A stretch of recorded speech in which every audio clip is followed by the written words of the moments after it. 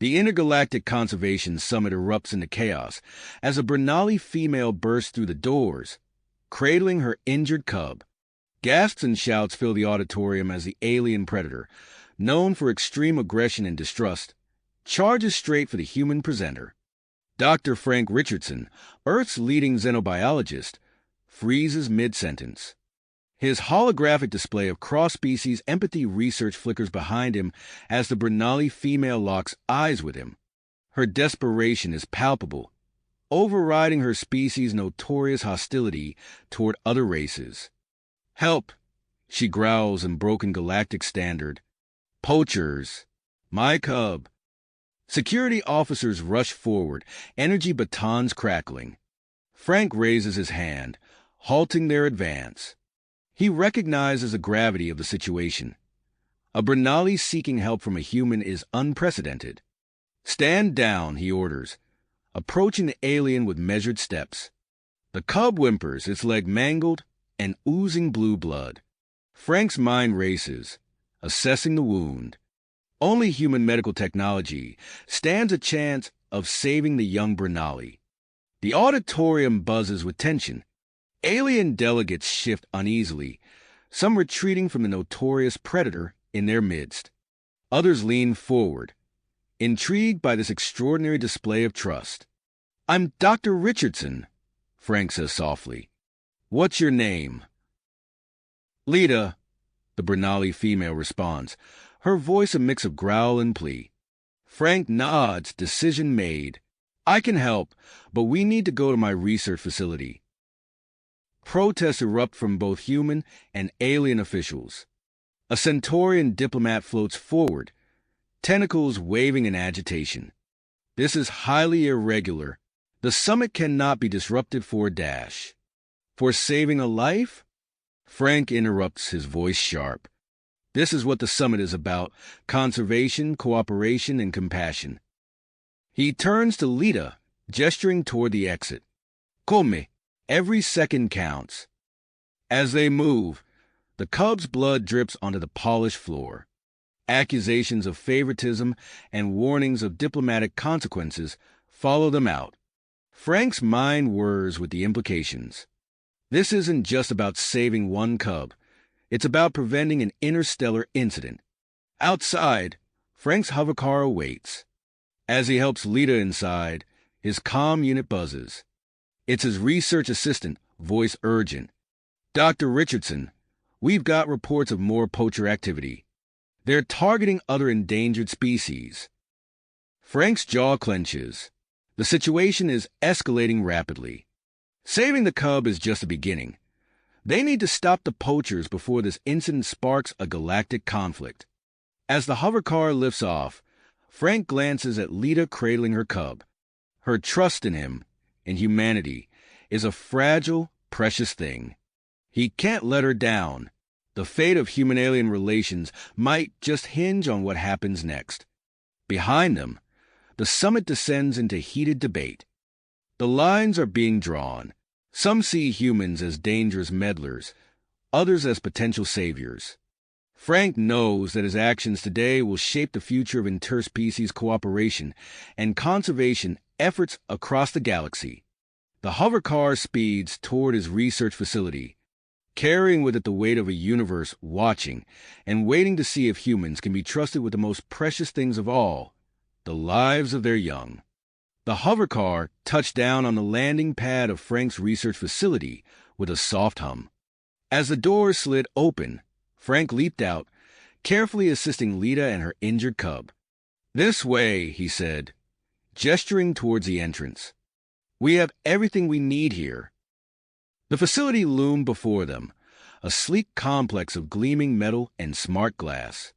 As they approached, the doors parted automatically, sensors recognizing Frank's biometrics. Inside, the reception area burst into activity.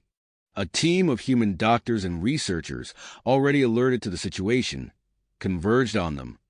At the forefront was Dr. James Robertson, Frank's trusted colleague and expert in alien physiology. "Frank, what's the situation?" James asked, his eyes widening at the sight of the Bernali. Poacher attack.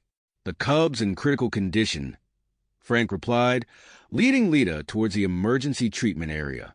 The cub whimpered weakly, its breathing labored. Blue blood continued to seep from its mangled leg, leaving a trail of azure droplets on the sterile white floor. As they entered the treatment room, filled with advanced medical equipment designed for various alien physiologies, Lita's agitation grew. Her fur bristled, and a low growl rumbled in her throat. "Easy, Lita," Frank said softly, raising his hands in a placating gesture. "We're here to help." The medical team sprang into action, their movements swift but deliberate. Dr. Robertson began scanning the cub with a handheld device, his brow furrowing as he interpreted the results. "Frank, we've got a severe infection spreading rapidly," James reported. "The Bernali immune system is reacting in ways we haven't seen before." Lita's growl intensified, her eyes darting between the humans surrounding her cub. The staff tense, aware of the Bernali's reputation for aggression. Frank stepped forward, placing himself between Lita and the medical team. "Everyone, slow movements. Stay calm," he instructed. Turning to Lita, he spoke in a steady voice. "Lita, I know this is frightening, but we need to treat your cub immediately. Can you trust us?" Lita's golden eyes locked onto Frank's, filled with a mixture of fear and desperation. After a tense moment, she gave a slight nod. As the team worked to stabilize the cub, Frank's comm unit buzzed insistently. He stepped aside to answer, his face hardening as he listened. "Dr. Richardson," a gruff voice barked. "This is General Marcus Steele. You are ordered to return the Bernali individuals immediately. The ambassador is demanding their release." Frank's lips pursed. "General, the cub is in critical condition.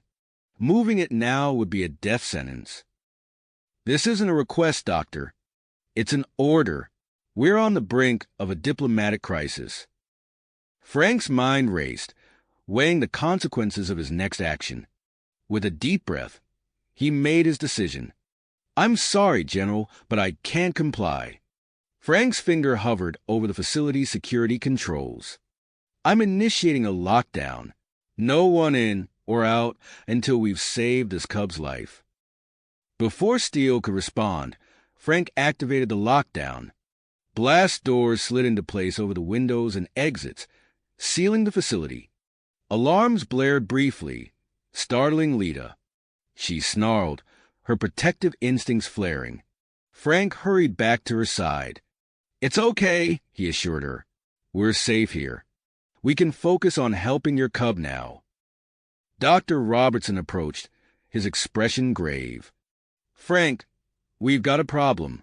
The infection is resistant to our standard treatments. We need to try something experimental."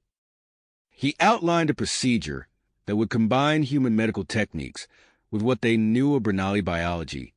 It was risky, with no guarantee of success. Frank turned to Lita, explaining the situation as clearly as he could. "Lita, we have a way to help your cub, but it's dangerous. We've never done this before. Do you understand?" Lita's eyes darted between Frank and her suffering cub. Her species' instinctive distrust warred with maternal desperation. Finally, she spoke, her voice a raspy growl. "Save cub, please." The medical team stared in amazement. This level of trust from a Bernali was unprecedented. As they prepared for the procedure, Frank's comm unit buzzed again. A message scrolled across the screen. "Joint Human Bernali Strike Force en route. ETA 30 minutes. Frank's stomach clenched. They were running out of time. "Let's move, people," he called out. "We've got one shot at this." The operating room hummed with tension as Frank and his team began the experimental procedure. Lita watched from behind an observation window, her claws leaving deep scratches in the metallic frame. As Frank made the first incision, alarms blared again. Security feeds showed the approaching strike force, led by General Steele and a towering Bernali male. presumably Ambassador Krant. Frank pushed the distractions from his mind, focusing entirely on the delicate procedure before him. The fate of the cub, the future of human-alien relations, and perhaps the course of galactic history itself now rested in his hands. Outside, the strike force drew nearer, their weapons primed.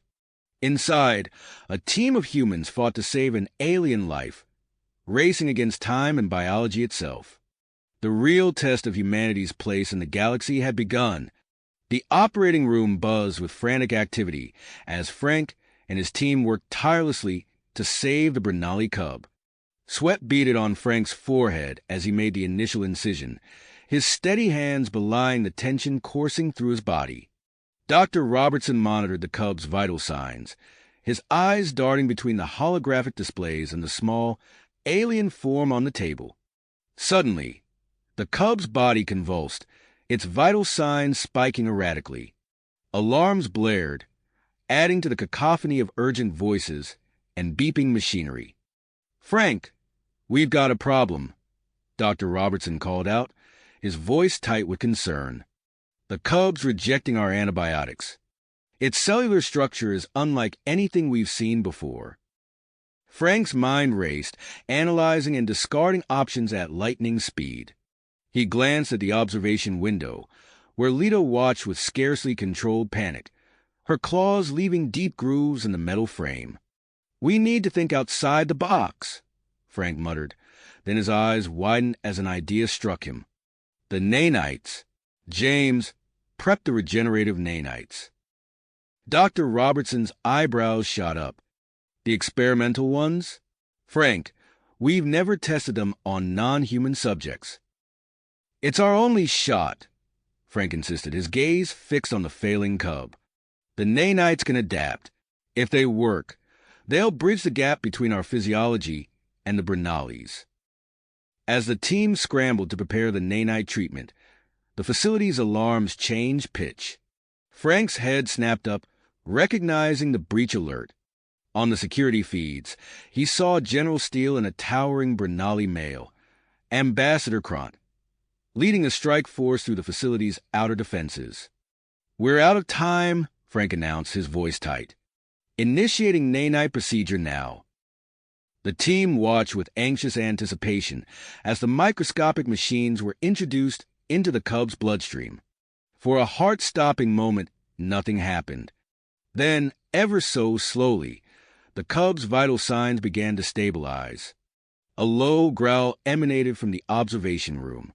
Frank turned to see Lita pressing against the glass, her golden eyes wide with a mixture of fear and hope. Dr. Robertson reached for a sedative, but Frank held up a hand to stop him. "No," Frank said softly. "This is our chance to prove ourselves." With slow, deliberate movements, Frank approached the observation window. He pressed the release, allowing the barrier to slide open. The research team tensed, acutely aware of the Brenali's legendary aggression. Frank extended his hand, palm up, towards Lita. It was a gesture of trust, and in Brenali culture, one of challenge. He met her fierce gaze, unflinching. "Your cub is going to be okay," he said, his voice steady. "We're here to help.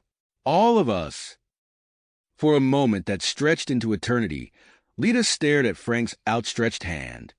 The only sounds in the room were the steadily beeping monitors and the distant commotion of the approaching strike force. Then, in a move that would be etched into the annals of interspecies history, Lita placed her massive paw in Frank's hand. The contact sent a shiver down Frank's spine. Her fur was coarse, her skin hot to the touch, but the gesture was unmistakably one of trust. The moment was shattered as the doors burst open. General Steele and Ambassador Krant stormed in, weapons at the ready. They froze, taking in the scene before them, a human hand and paw with one of the galaxy's most feared predators.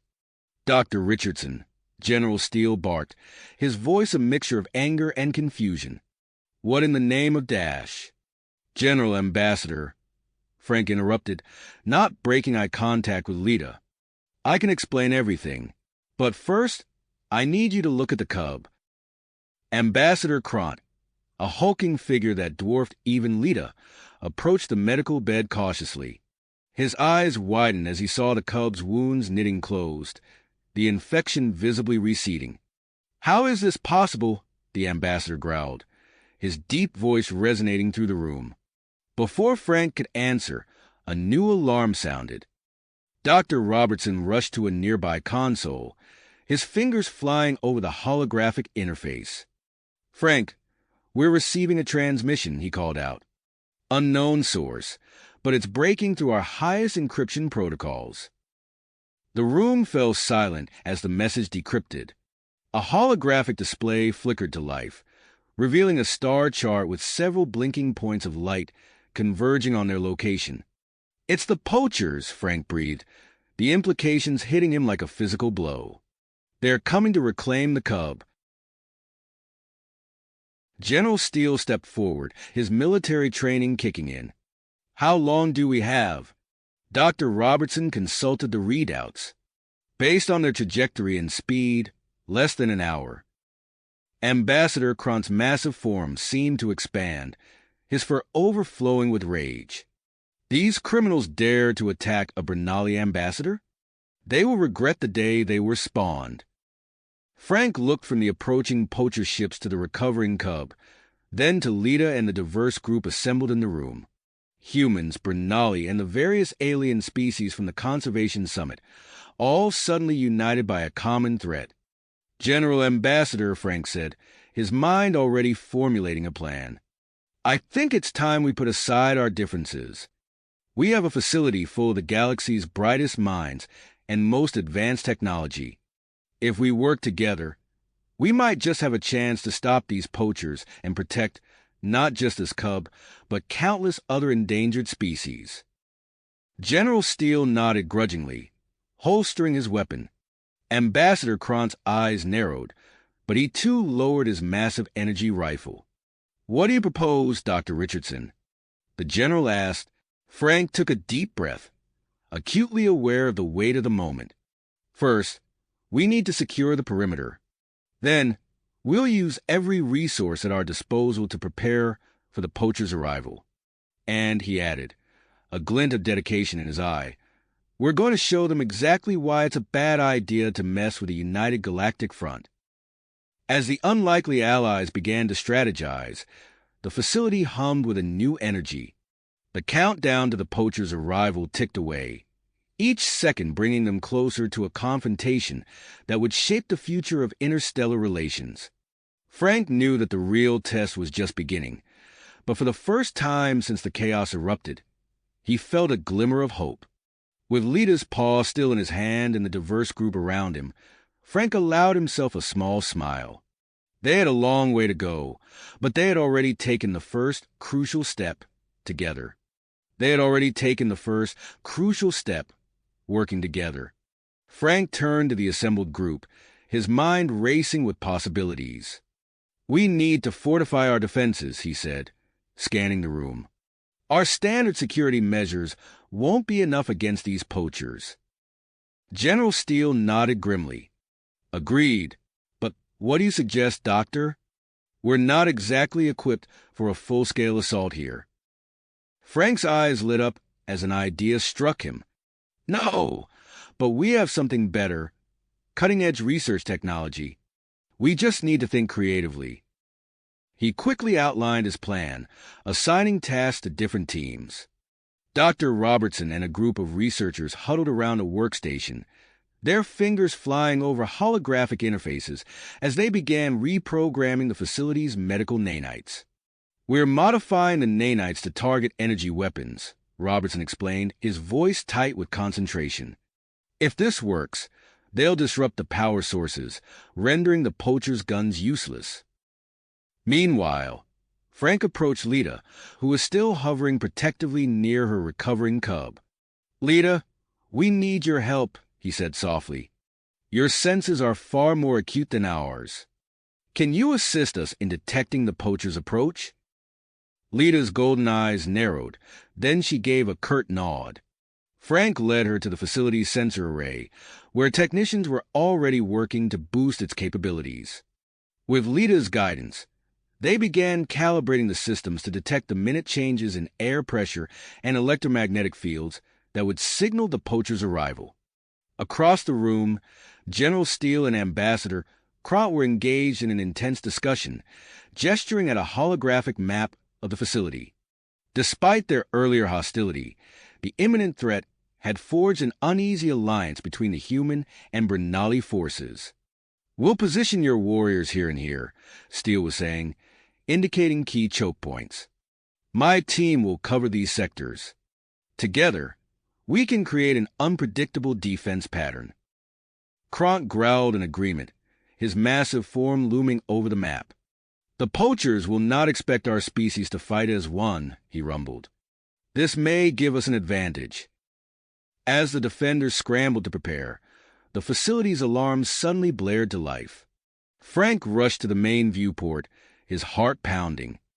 In the distance, he could see a cluster of sleek, predatory ships descending through the atmosphere.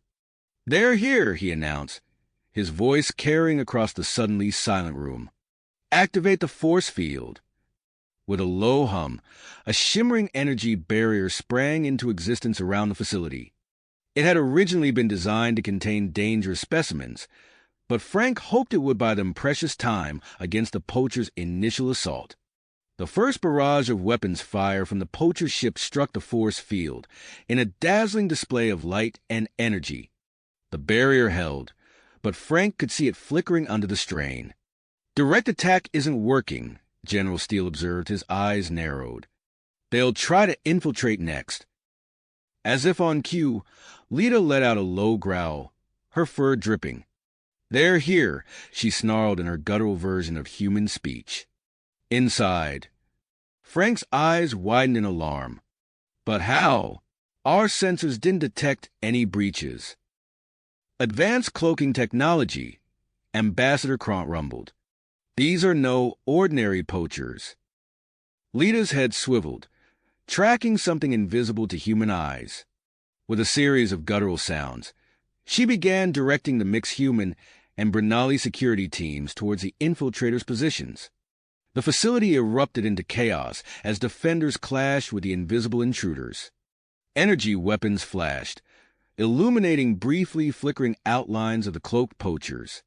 The air filled with the sounds of combat, human shouts mingling with Bernali roars and the whine of high-tech weaponry. Frank ducked behind a console as a stray energy bolt sizzled past. His eyes widened as he saw one of the poachers materialize nearby, engaged in hand-to-hand combat with a human security officer. The poacher moved with impossible speed and precision, its movements almost a blur. "That's not natural," Frank muttered, his scientific curiosity piqued even in the heat of battle. He squinted, trying to get a better look at the poacher. There, at the base of its skull, a small device pulsing with an eerie light. Before Frank could process what he was seeing, a massive form interposed itself between him and the fight. Ambassador Kront stood protectively over Frank, his energy rifle blazing as he drove back the attacking poachers. "Your ingenuity may yet save us all, human," Kront growled. "Stay alive to see it through." Across the room, Dr. Robertson's voice cut through the din. "The nanites are ready. Deploying now." A fine mist filled the air, barely visible to the naked eye. For a moment, nothing seemed to change. Then, one by one, the poachers' energy weapons began to sputter and die. A cheer went up from the defenders as they pressed their advantage. The poachers, caught off guard by this unexpected development, began to fall back. As the tide of battle turned, Frank's attention was drawn to the medical bay. The Bernali cub was stirring, its eyes fluttering open for the first time since its rescue. Lita let out a sound that was part roar, part sob, rushing to her child's side. The sight seemed to galvanize the defenders. Human and Bernali alike fought with renewed vigor, driving the poachers back towards their ships. In a matter of minutes, it was over. The remaining poachers fled, their cloaking devices failing as they retreated to their vessels. The facility shook as the ships blasted off, leaving behind a stunned silence in their wake. As the adrenaline of battle faded, Frank found himself drawn to one of the fallen poachers. The alien was unconscious but alive, the strange device still attached to its skull. With trembling fingers, Frank carefully removed the device, his mind racing with the possibilities it represented. "Dr. Richardson," General Steele's voice cut through Frank's reverie. "We need to talk about what just happened here." Frank looked up, suddenly aware of the crowd gathering around him. Human researchers, Brenali warriors, and the various alien delegates from the Conservation Summit, all were staring at him with a mixture of awe and expectation. Ambassador Krant stepped forward, his massive form seeming to fill the room. "Indeed," he rumbled. "It seems we have much to discuss about the future of our species' relations." As Frank rose to his feet, cradling the alien neural interface, he knew that this was just the beginning. The battle was won, but the questions it raised about the poachers, about this advanced technology, and about humanity's place in the galactic community were only just starting to form. With a deep breath, Frank prepared to face the challenges ahead, knowing that the fate of human-alien relations might well rest on what they discovered next. Frank's mind raced as he examined the neural interface device, its alien circuitry pulsing with an eerie glow. The implications of this technology were staggering, but before he could delve deeper into his analysis, a commotion at the facility's entrance caught his attention. A group of alien dignitaries was being escorted in, their diverse forms and colorful attire a stark contrast to the sterile environment of the research center. Among them, a tall, slender figure with iridescent skin and multiple eye stalks stood out. "Dr. Richardson," General Steele called out, gesturing to the newcomer. "This is Dr. Zax, 7, an Arcturian xenotechnologist. He's here to assist with the investigation of the poacher's technology." Frank nodded, extending a hand in greeting before remembering that not all species appreciated physical contact. He quickly retracted it, opting for a respectful bow instead. "Dr. Zax, 7, your reputation precedes you. We're honored to have your expertise." The Arcturian's eye stalk swiveled, focusing on the neural interface in Frank's hand. "Fascinating," Zax 7 said, his voice a melodious hum. "May I?" As Frank handed over the device, Dr. Robertson approached, his face etched with excitement. "We've set up a dedicated lab for studying this technology. If you'll follow me, we can begin our analysis immediately." The trio made their way to the new lab, their footsteps echoing in the suddenly crowded hallways. The facility was abuzz with activity, alien voices mingling with human ones as diplomats, scientists, and security personnel rushed about their business. In the lab, Frank watched in amazement as Dr. Zax 7's multiple appendages manipulated various instruments with incredible precision. Holographic displays sprang to life, showing intricate schematics of the neural interface's inner workings. "This device," Zax 7 explained, his eye stalks quivering with excitement, "is far more advanced than anything I've encountered before. It's not just a neural interface. It's part of a vast network." Robertson leaned in, his brow furrowed. "A network? What kind of network?" "One that spans the galaxy," Zax 7 replied, his tone grave. "This technology suggests a level of organization and resources far beyond that of simple poachers. We may be dealing with a criminal enterprise on an unprecedented scale." Frank's blood ran cold at the implications. He was about to respond when General Steele burst into the lab, his face grim. "Doctor, we need to talk," Steele said, his voice low and urgent. "In light of recent events and the technology we've uncovered, I'm establishing a permanent security detail here. This facility has become a strategic asset we can't afford to lose."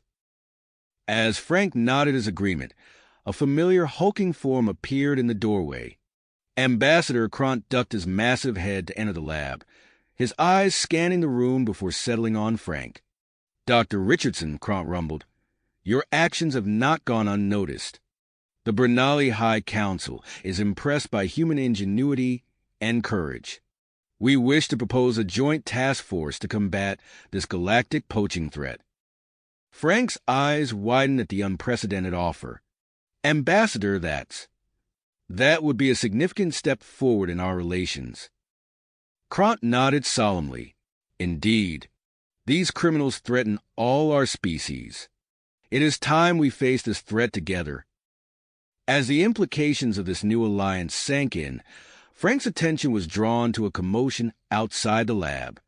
Lita appeared in the doorway, her golden eyes now calm and curious rather than filled with protective rage. "Frank," she growled softly, the cub. "He is awake and hungry." Frank couldn't help but smile. "Let's go see him, shall we? I think we could all use a reminder of why we're doing this." As they made their way to the medical bay, Frank noticed how Lita seemed more at ease around the humans now.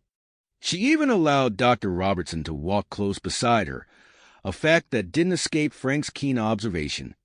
In the medical bay, the Bernali cub was sitting up, its large eyes taking in the strange surroundings with a mix of curiosity and apprehension. As Lita approached, the cub let out a happy chirp, nuzzling against her massive form. Frank watched the touching scene, his scientific mind already whirring with the possibilities this presented for studying Bernali behavior and physiology. But more than that, he felt a sense of hope. If a human medical team could save this cub and earn the trust of a Bernali warrior, what other bridges could they build between species? His musings were interrupted by the arrival of an aide who whispered urgently in General Steele's ear.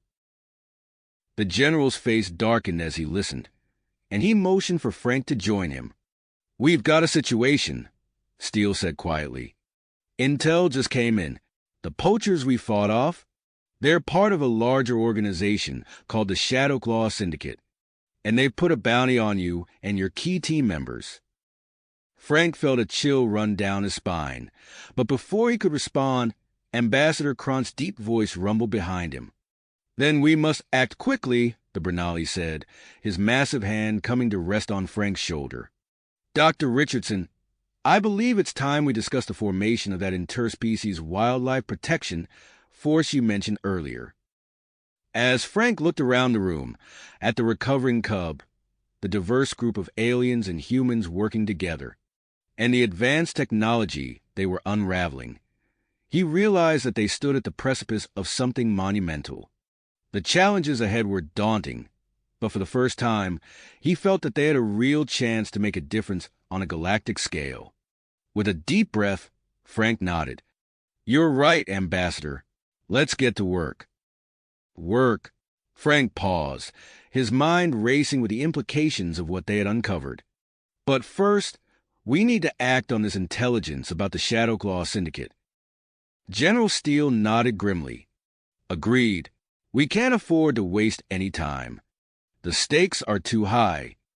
Over the next few days, the facility transformed into a hub of frenetic activity. Frank found himself at the center of it all, coordinating efforts to assemble the newly formed interspecies wildlife protection force. The diverse team consisted of humans, Bernali, and representatives from several other alien species, each bringing unique skills and perspectives to the table. As Frank reviewed personnel files and equipment manifests, he couldn't help but feel a sense of pride in how quickly the alliance had come together. He selected a core team for their first major mission. General Marcus Steele for his tactical expertise, Ambassador Kront for his strength and diplomatic skills, Dr. James Robertson for his medical knowledge, and Dr. Zax, Seven, for his unparalleled understanding of alien technology. To Frank's surprise, Lita approached him, her golden eyes filled with willpower. "I come to," she growled, "protect others, like you protected my cub."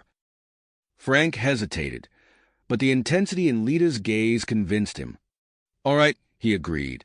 "Your skills will be invaluable."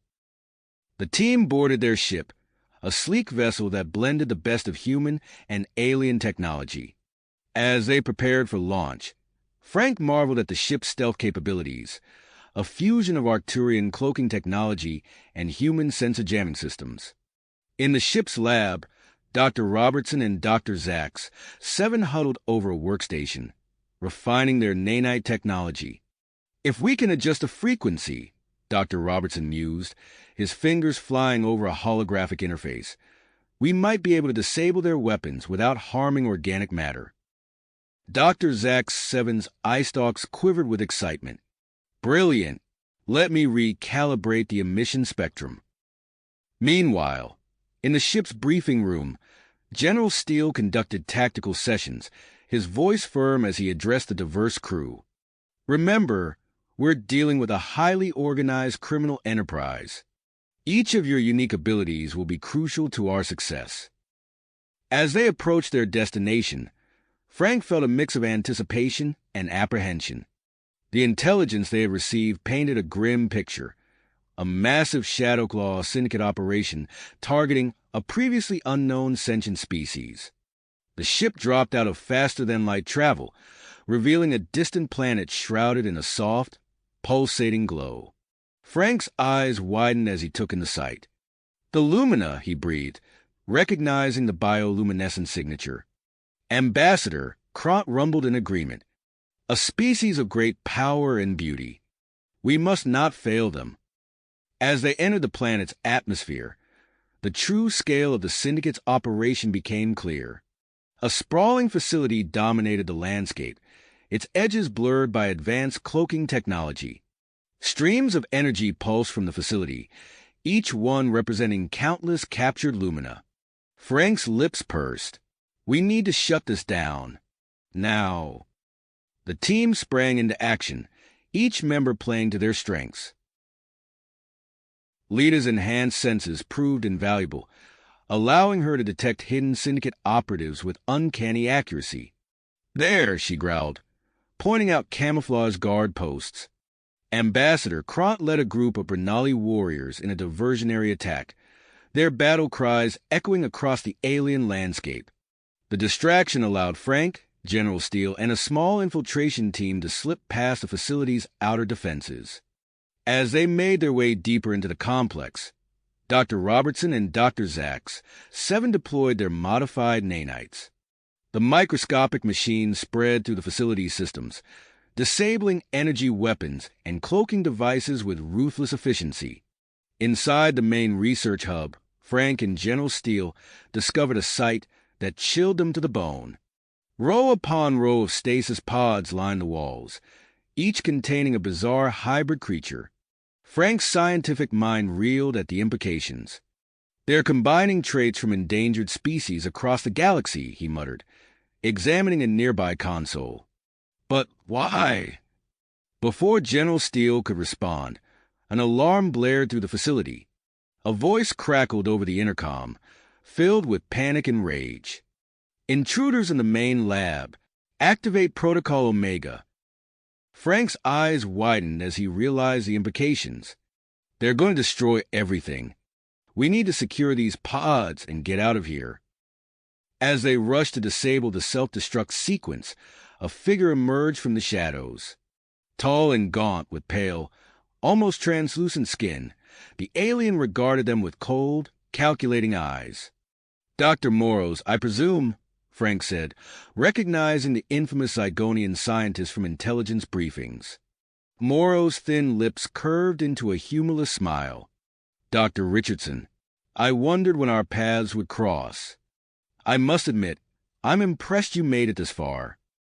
Frank's mind raced, searching for a way to defuse the situation. He knew they needed Moros alive. The Zygonians' knowledge could be crucial in unraveling the full extent of the Syndicate's operations. Dr. Moros, Frank began, his voice calm despite the chaos around them, I understand your drive for knowledge, but surely you see that this path leads only to destruction. Think of the scientific breakthroughs we could achieve if we worked together ethically. For a moment, Moros hesitated, a flicker of uncertainty crossing his alien features. It was all the opening Frank needed.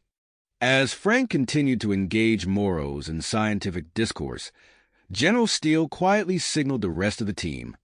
They worked swiftly, securing the stasis pods and gathering critical data from the facility's computers. Just as they finished loading the last of the rescued Lumina onto their ship, an urgent transmission came through. Frank's blood ran cold as he listened to the message, realizing that they had only scratched the surface of the Syndicate's true reach and power. As their ship lifted off, leaving the disabled facility behind, Frank gazed out at the stars. He knew that their actions today, while a victory, had set in motion events that would reshape the galaxy. The real challenge, he realized, was just beginning. As their ship lifted off, leaving the disabled facility behind, Frank gazed out at the stars. He knew that their actions today, while a victory, had set in motion events that would reshape the galaxy. The real challenge, he realized, was just starting. The journey back to Earth was tense, filled with a mixture of triumph and apprehension. Frank spent hours in the ship's lab, examining the stasis pods they'd recovered. Each one contained a unique hybrid creature, a testament to Dr. Morrow's twisted genius.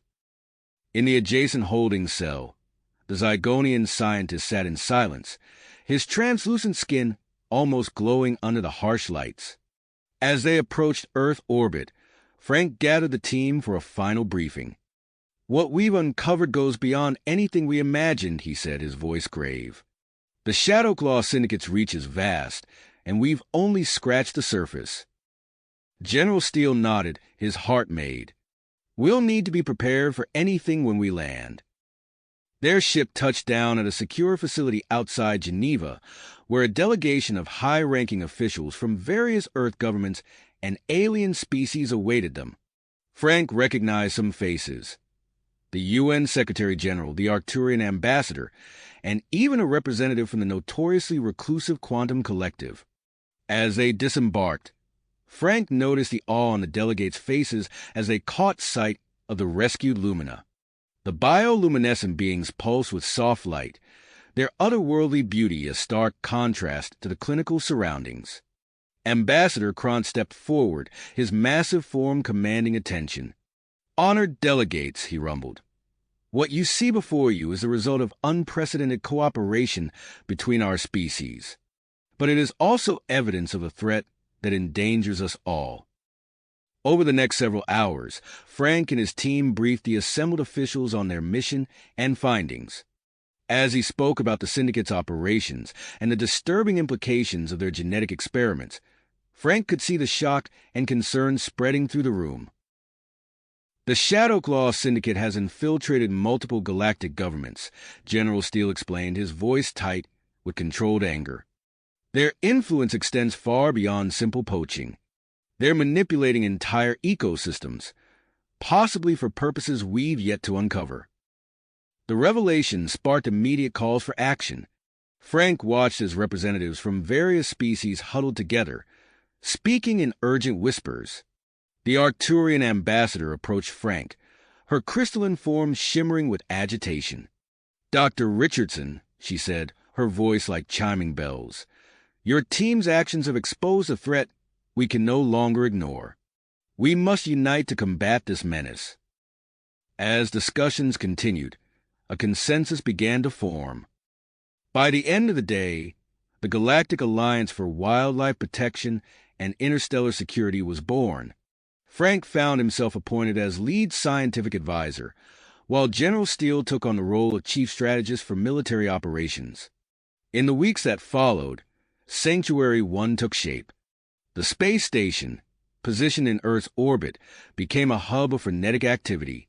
Frank worked tirelessly alongside Dr. Robertson and Dr. Zax 7, setting up advanced laboratories to study the stasis pods and continue their work on adaptive nanite technology. One morning, as Frank was examining a particularly intriguing hybrid specimen, Dr. Robertson burst into the lab, his eyes wide with excitement. "Frank, you need to see this," he said, gesturing to a nearby console. Frank peered at the screen, his brow furrowing as he interpreted the data. "This can't be right," he muttered.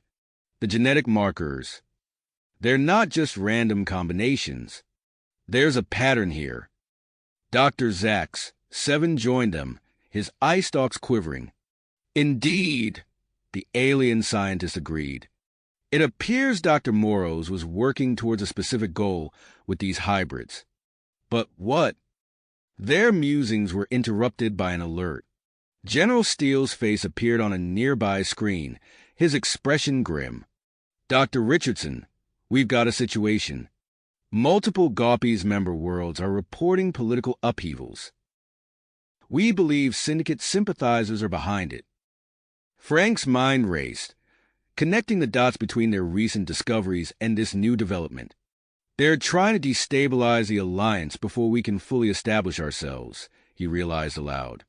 As he hurried to meet with General Steele and the other Alliance leaders, Frank couldn't shake the feeling that they were still missing a crucial piece of the puzzle. The Shadowclaw Syndicate's actions seemed to hint at a larger, more insidious plan, one that spanned not just space, but possibly time itself. In the command center of Sanctuary 1, Frank found a flurry of activity. Holographic displays showed news feeds from various worlds, each depicting scenes of unrest and confusion. Ambassador Krant stood to one side, speaking urgently into a communication device, likely rallying support from the Bernali homeworld. General Steele turned as Frank entered, his face etched with concern. Dr. Richardson, we need a strategy to counter the Syndicate's influence, and we need it now. Frank took a deep breath, his mind whirling with possibilities. As he began to outline his idea for a network of wildlife preserves that could double as forward operating bases, he noticed a notification flashing on his personal device. An encrypted message from an unknown source within the Shadowclaw Syndicate. With a sense of foreboding, Frank opened the message, his eyes widening as he read its contents. He looked up at General Steele, his voice tight with urgency. General, we have a bigger problem. The Syndicate is planning to attack multiple Alliance worlds, and it's not just endangered species they're after this time. The room fell silent as Frank relayed the message's warning. The true war for the galaxy's future was about to begin, and humanity and its alien allies found themselves standing as the last line of defense against a threat that seemed to span millennia and countless stars. As alarms began to blare throughout Sanctuary 1, Frank knew that every decision they made from this moment on would shape the fate of not just Earth, but the entire galactic community. The weight of that responsibility settled on his shoulders as he turned to face the assembled leaders of Gaupies, ready to plan their next move in this cosmic chess game. Frank took a deep breath, steadying himself for the challenges ahead. General Steele, initiate emergency protocols, he ordered, his voice carrying across the command center. We need to transform Sanctuary 1 into our primary command and control hub. The space station erupted into a flurry of activity. Holographic displays flickered to life, showing real-time updates from Alliance worlds. Alien representatives huddled around strategy tables, their diverse forms a testament to the unprecedented cooperation forged in the face of crisis. In the research wing, Dr. Robertson and Dr. Zaks, Seven redoubled their efforts, poring over data from the rescued stasis pods. Frank joined them. His scientific curiosity piqued despite the dire circumstances. Look at this, Dr. Robertson said, gesturing to a complex genetic map. The hybrid creatures. They're not random experiments. There's a pattern here. Dr. Zaks Seven's eye stalks quivered with excitement. Indeed, these genetic manipulations appear designed for specific purposes. But to what end? As they delved deeper into the data, a chilling realization dawned. Frank's eyes widened as he connected the dots. They're creating bioweapons, he breathed, targeted at specific species. The implications were staggering. Before they could fully process this information, alarms blared throughout the station. General Steele's voice crackled over the intercom. Dr. Richardson, we have incoming. Multiple Syndicate ships detected in Allied systems. Frank raced back to the command center, his mind whirling. As he entered, he saw Ambassador Krant towering over a tactical display, a group of newly arrived Bernali warriors at his side. "The Lumina homeworld is under attack," Kront rumbled, his massive fist clenching. "They seek the ancient ruins."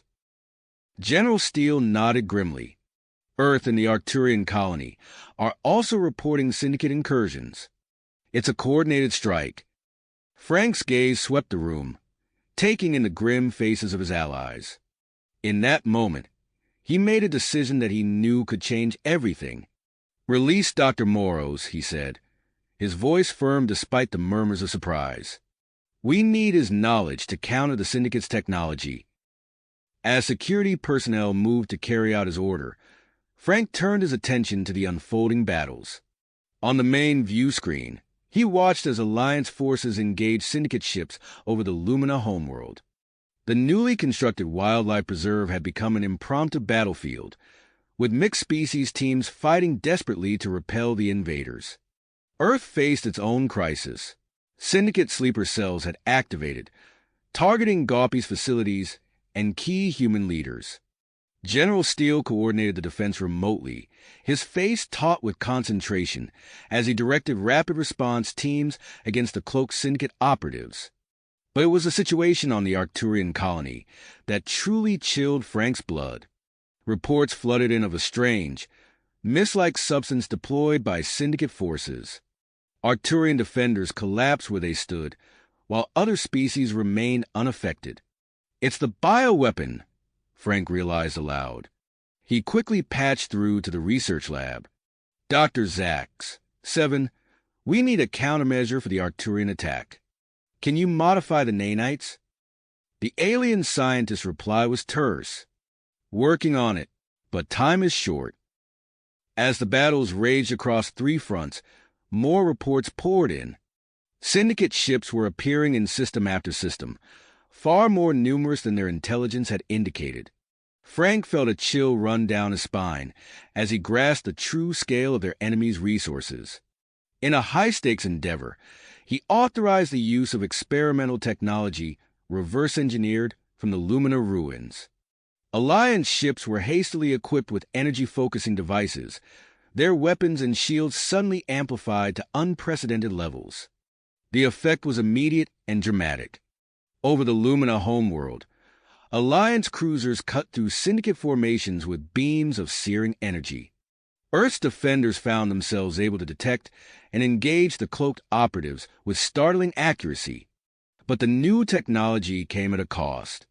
Frank watched with growing concern as power fluctuations rocked Allied ships, their crews struggling to contain the raw energy coursing through their vessels.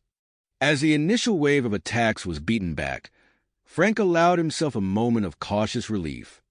But as he reviewed the incoming data, a disturbing pattern emerged. The Syndicate wasn't just attacking Alliance worlds. They were targeting specific artifacts and technologies related to ancient civilizations.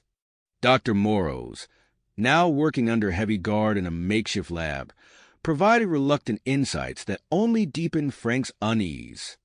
The Zygonian scientist's eyes glittered with a mix of fear and grudging admiration as he explained the Syndicate's true goal. "They seek to rebuild an empire," Moros said, his translucent skin pulsing with agitation. "An empire that ruled the galaxy eons ago, using technology beyond our current understanding." Frank's mind raced as he pieced together the implications. The endangered species, the genetic experiments, the ancient artifacts, all part of a grand design to reshape the galaxy under Syndicate rule. As this realization sank in, a priority alert flashed across the command center's main screen. A massive Syndicate fleet was assembling in a distant sector, poised to strike at the heart of Alliance territory. Frank looked around at the assembled leaders of Gaupis, their faces a mix of tenacity and fear. He knew that the coming battle would test not just their military might, but their commitment to the principles that had brought them together. As he opened his mouth to address the Alliance, Frank's mind was already racing ahead, formulating strategies to counter this existential threat. The fate of countless species and the very future of galactic civilization hung in the balance. Balance. Frank knew that every decision from this point forward would shape the fate of countless worlds. He took a deep breath, steadying himself for the challenges ahead. "General Steele," he called out, his voice carrying across the command center. "We need to implement the early warning system immediately. Activate the network of beacons." The general nodded, his fingers flying over a holographic interface. Within moments, a sprawling web of glowing points materialized on the main view screen, each representing a beacon utilizing technology derived from the lumina's energy-generating abilities. "Beacons online," Dr. Richardson, Steele confirmed. "We're now receiving real-time data on Syndicate fleet movements." Frank watched as red markers began to appear on the display, representing enemy ships. The sheer number of them sent a chill down his spine, but he pushed the fear aside. They had work to do. "Ambassador Krant," he said, turning to the imposing Bernali, "we need your warriors for a special operation. General Steele has developed a hit-and-run strategy to disrupt Syndicate supply lines." Krant's eyes gleamed with predatory anticipation. "My people are ready, Dr. Richardson. We will show these Syndicate cowards the true meaning of fear." As Krant moved to brief his warriors, Frank's communicator chirped. It was Dr. Robertson, his voice tight with excitement. "Frank, you need to see this. We've made a breakthrough." Minutes later, Frank stood in the research lab, staring at a holographic representation of a complex genetic structure. Dr. Robertson and Dr. Zacks, 7, flanked him, their expressions a mix of triumph and trepidation. "We've identified a vulnerability in the Syndicate's bioweapons," Dr. Robertson explained. "It's a result of their own genetic manipulations. We can exploit it." Dr. Zacks 7's eye stalks quivered as he added, "We've developed a targeted virus. It will neutralize their genetically engineered troops without harming other species." Frank's mind raced with the implications. This could change everything. How soon can we deploy it? Before they could answer, an alarm blared through the station. Frank rushed back to the command center, where General Steele was already issuing orders. "Massive Syndicate fleet detected," Steele reported grimly. "They're on a direct course for Earth and Sanctuary 1. Frank's lips pursed. "Activate the energy shield," he commanded, "and prepare all Alliance forces for engagement." The next hours were a blur of activity. Frank oversaw the final preparations of the massive energy shield, its shimmering surface encapsulating Sanctuary 1 and a significant portion of Earth orbit. Alliance ships moved into defensive formations, their weapons primed and ready. As the tension reached a fever pitch, an unexpected alert caught Frank's attention. A massive unknown ship had appeared at the edge of the solar system. "It's broadcasting a message," a communications officer reported. "But the language, it's like nothing we've ever encountered." Frank felt a surge of hope. Could this be the break they needed? He turned to Dr. Moros, the captured Zygonian scientist who had been working under guard. "Can you identify it?" Moros' eyes widened in recognition. "Impossible," he breathed. "It's the language of the progenitors, a species believed extinct for millennia." Without hesitation, Frank made his decision. "Prepare a diplomatic team," he ordered. "We're going to meet our new arrivals." As Frank boarded the shuttle that would take him to the mysterious ship, he couldn't shake the feeling that they were on the cusp of something monumental. The fate of not just Earth, but the entire galaxy hung in the balance. And as the shuttle accelerated towards the unknown, Frank steeled himself for whatever revelations awaited him aboard the progenitor vessel. Ship. As the shuttle docked with the massive vessel, Frank couldn't help but marvel at its alien architecture, so different from anything he had encountered before. His awe was short-lived. The moment he stepped onto the progenitor ship, alarms blared throughout Sanctuary 1. Frank's communicator crackled to life with General Steele's urgent voice. "Dr. Richardson, we have a situation. The Syndicate fleet has entered weapons range." Frank's heart raced as he processed the implications. He was about to respond when a surge of energy coursed through the ship. Suddenly, a holographic figure materialized before him. The Archivist, an AI construct of the progenitors. "We have activated the network," it stated, its voice a melodious hum. "Observe." A view screen flickered to life, showing the space around Earth. Frank watched in amazement as pulses of energy rippled through the void, engulfing the Syndicate fleet. Hundreds of ships at the forefront of the Armada suddenly went dark, their engines sputtering and weapon systems failing. "General Steele," Frank called into his communicator. "Are you seeing this?" "Affirmative," Steele replied, his voice taut with controlled excitement. "We're launching our attack now." The Alliance fleet surged forward, their weapons finding easy targets in the disabled Syndicate ships. Frank watched the battle unfold, his scientific mind already racing to understand the technology at play. As he observed, he noticed something unexpected. The energy pulses weren't just affecting the Syndicate ships.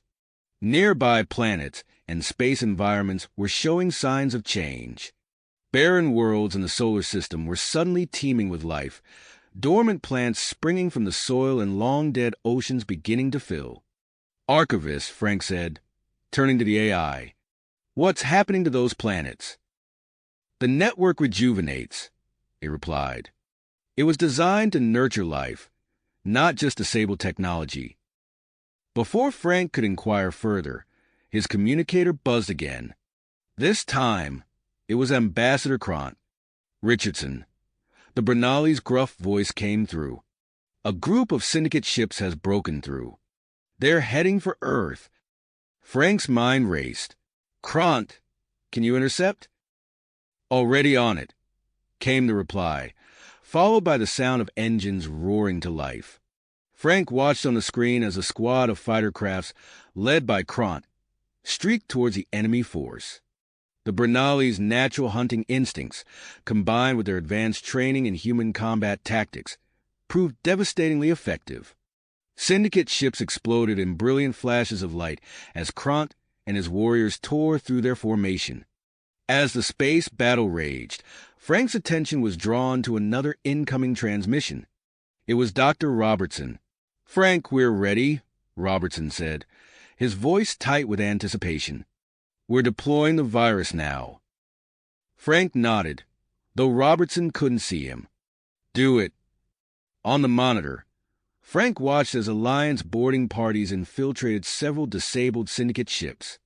Within minutes, reports began flooding in. The virus was spreading rapidly through the enemy ranks, neutralizing the genetically engineered troops without harming other life forms aboard.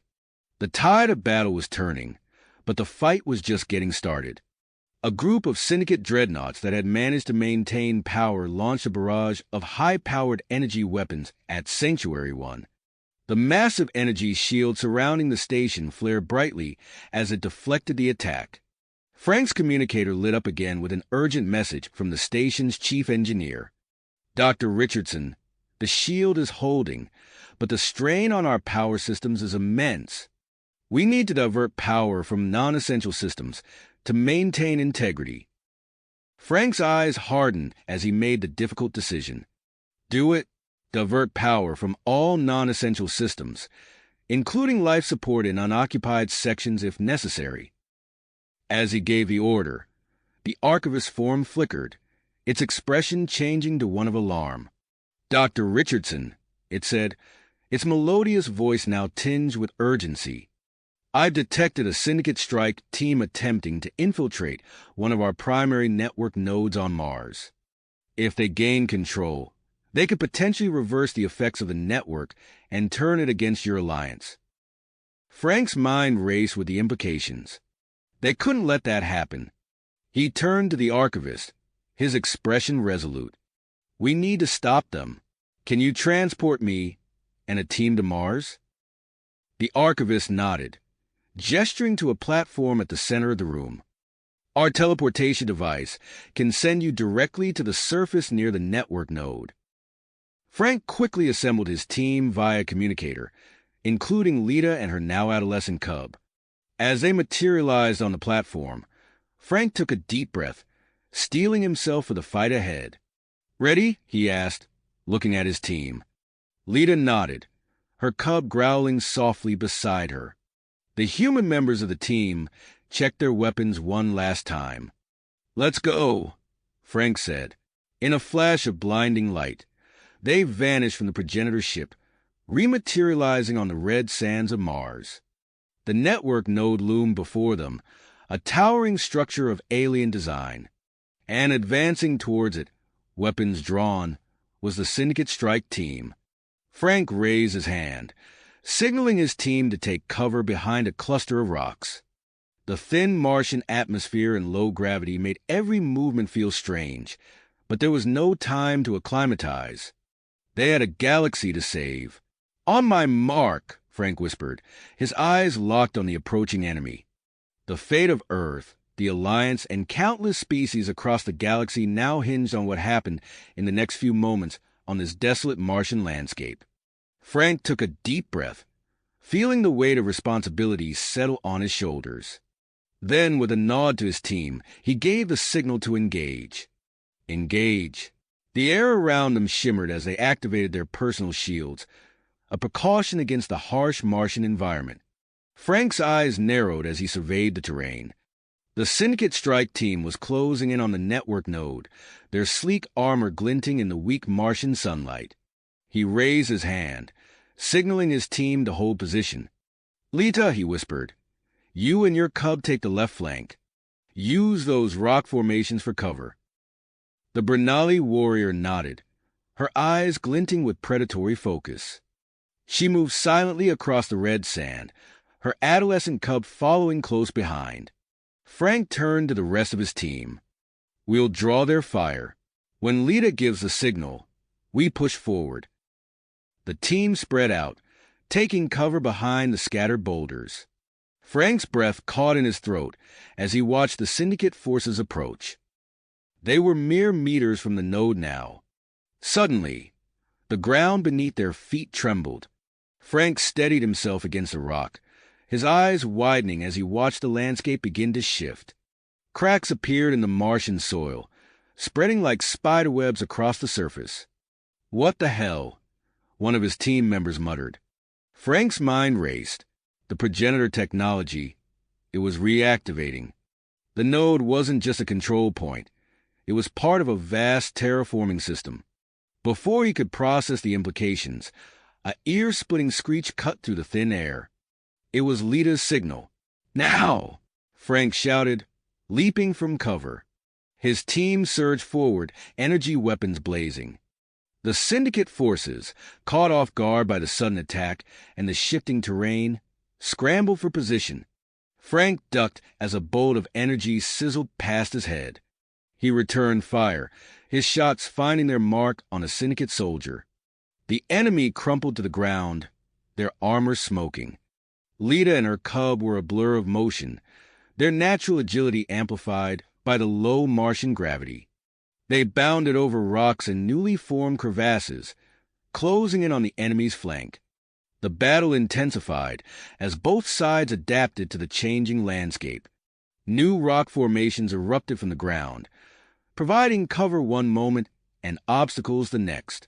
Frank's team used the chaos to their advantage, timing their movements with the geological shifts. As they pushed closer to the node, Frank noticed something strange. The air around them was changing. It felt thicker. He glanced at his suit's readouts and saw that the atmospheric pressure was steadily increasing. "The terraforming systems," he realized aloud. "They're working faster than we anticipated." His team pressed on, fighting their way through the Syndicate's defenses. Energy shields flared as shots connected, the air crackling with discharged power. Finally, after what felt like hours of intense combat, they reached the entrance to the node's central control room. Frank's hands flew over the access panel, his mind racing to decipher the alien technology. The door slid open with a hiss, revealing a vast chamber filled with pulsing light. At its center stood a holographic interface, displaying a map of the galaxy unlike anything Frank had ever seen. "Cover me," he ordered, approaching the interface. As his team secured the room, Frank studied the holographic display. Countless points of light represented progenitor nodes across the galaxy. Many, which he had believed dormant, now pulsed with energy. Frank reached out to touch the interface, his heart pounding. To his surprise, a beam of light scanned his hand, then expanded to envelop his entire body. "Genetic authentication required," a melodious voice announced. Frank held his breath, expecting rejection. Instead, the system chimed its approval. "Access granted. Welcome, descendant of the progenitors." The implications of those words hit Frank like a physical blow. Humanity, descended from the progenitors? There was no time to process this revelation. Warning klaxons blared through the chamber. Frank's communicator crackled to life with General Steele's urgent voice. "Richardson, the Overseer's flagship has broken off its attack. It's heading straight for your position." Frank's fingers flew over the holographic controls, desperately trying to unlock the node's full potential. He could feel the weight of the entire galaxy resting on his shoulders as the Overseer's ship drew ever closer to Mars. The race was on. Either Frank would unlock the secrets of the progenitor network, or the Syndicate would seize control of the most powerful technology the galaxy had ever known. And in the sky above, the Alliance fleet moved to intercept the Overseer's flagship, setting the stage for a battle that would determine the fate of countless worlds. Species across the galaxy hung in the balance. Frank's fingers danced across the holographic interface, desperately trying to unlock the node's full potential as the Overseer's flagship bore down on their position. The ground beneath their feet shuddered violently, nearly throwing Frank off balance. Through the control room's view screen, he watched in awe as the Martian landscape continued its rapid transformation. Jagged rock formations burst from the ground, creating a natural fortification around the node. "Use the terrain," Frank shouted to his team. "Set up defensive positions."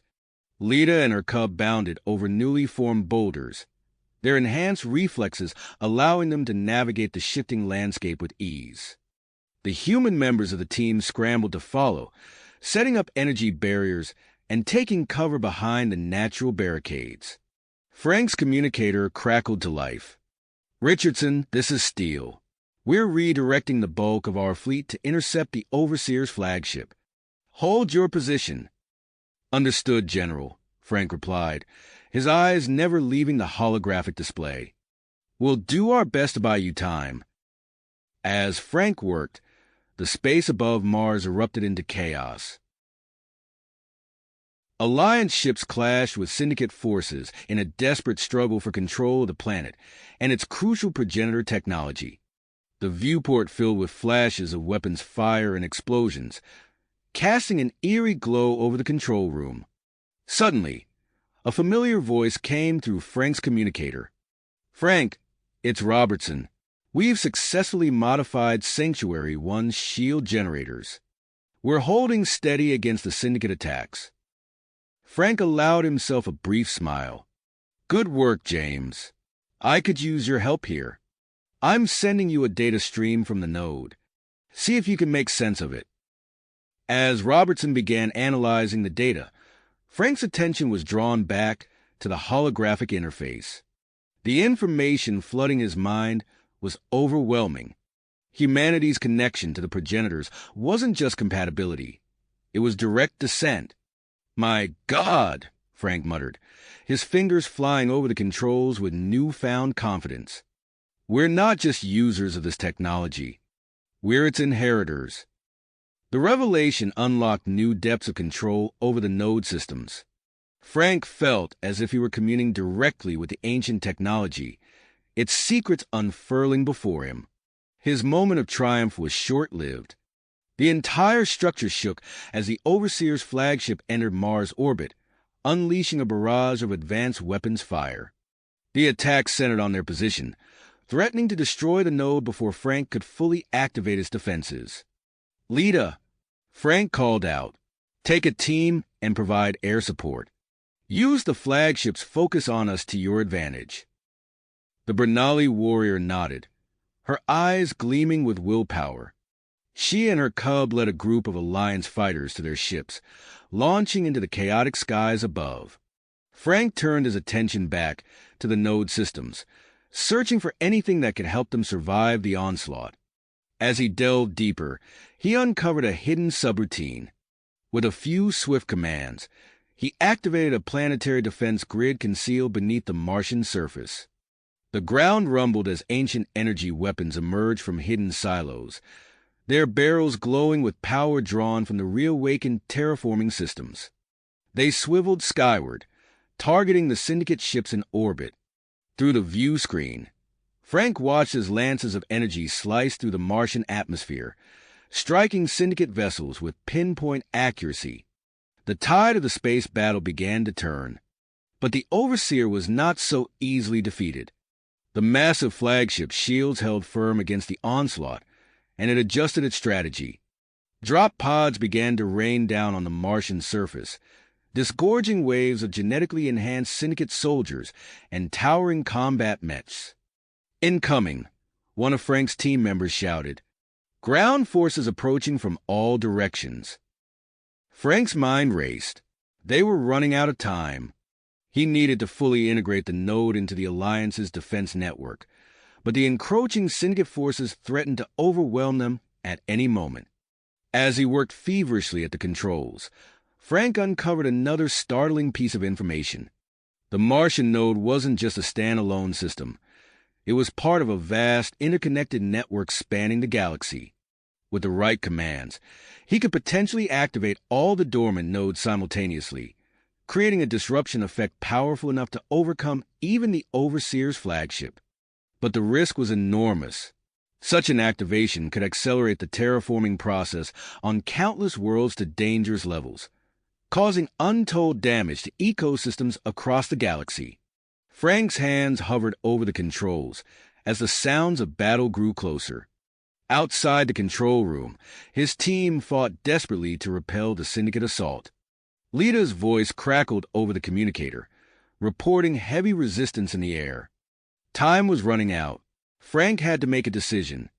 The fate of not just Earth, but countless worlds hung in the balance. As he prepared to make his choice, the door to the control room buckled under a heavy impact. The Syndicate forces had reached them. Lita and her cub bounded into the room, taking up defensive positions alongside the human defenders. We can't hold them much longer, Lita growled, her fur singed and matted with blood. Frank looked from the holographic controls to his beleaguered team, the weight of the galaxy pressing down on his shoulders. Whatever he decided, the consequences would echo across the stars for generations to come. His fingers hovered over the activation sequence as the door to the control room began to glow red-hot from the Syndicate's cutting tools. In mere moments, they would breach the final barrier. Frank took a deep breath, steeling himself for what came next.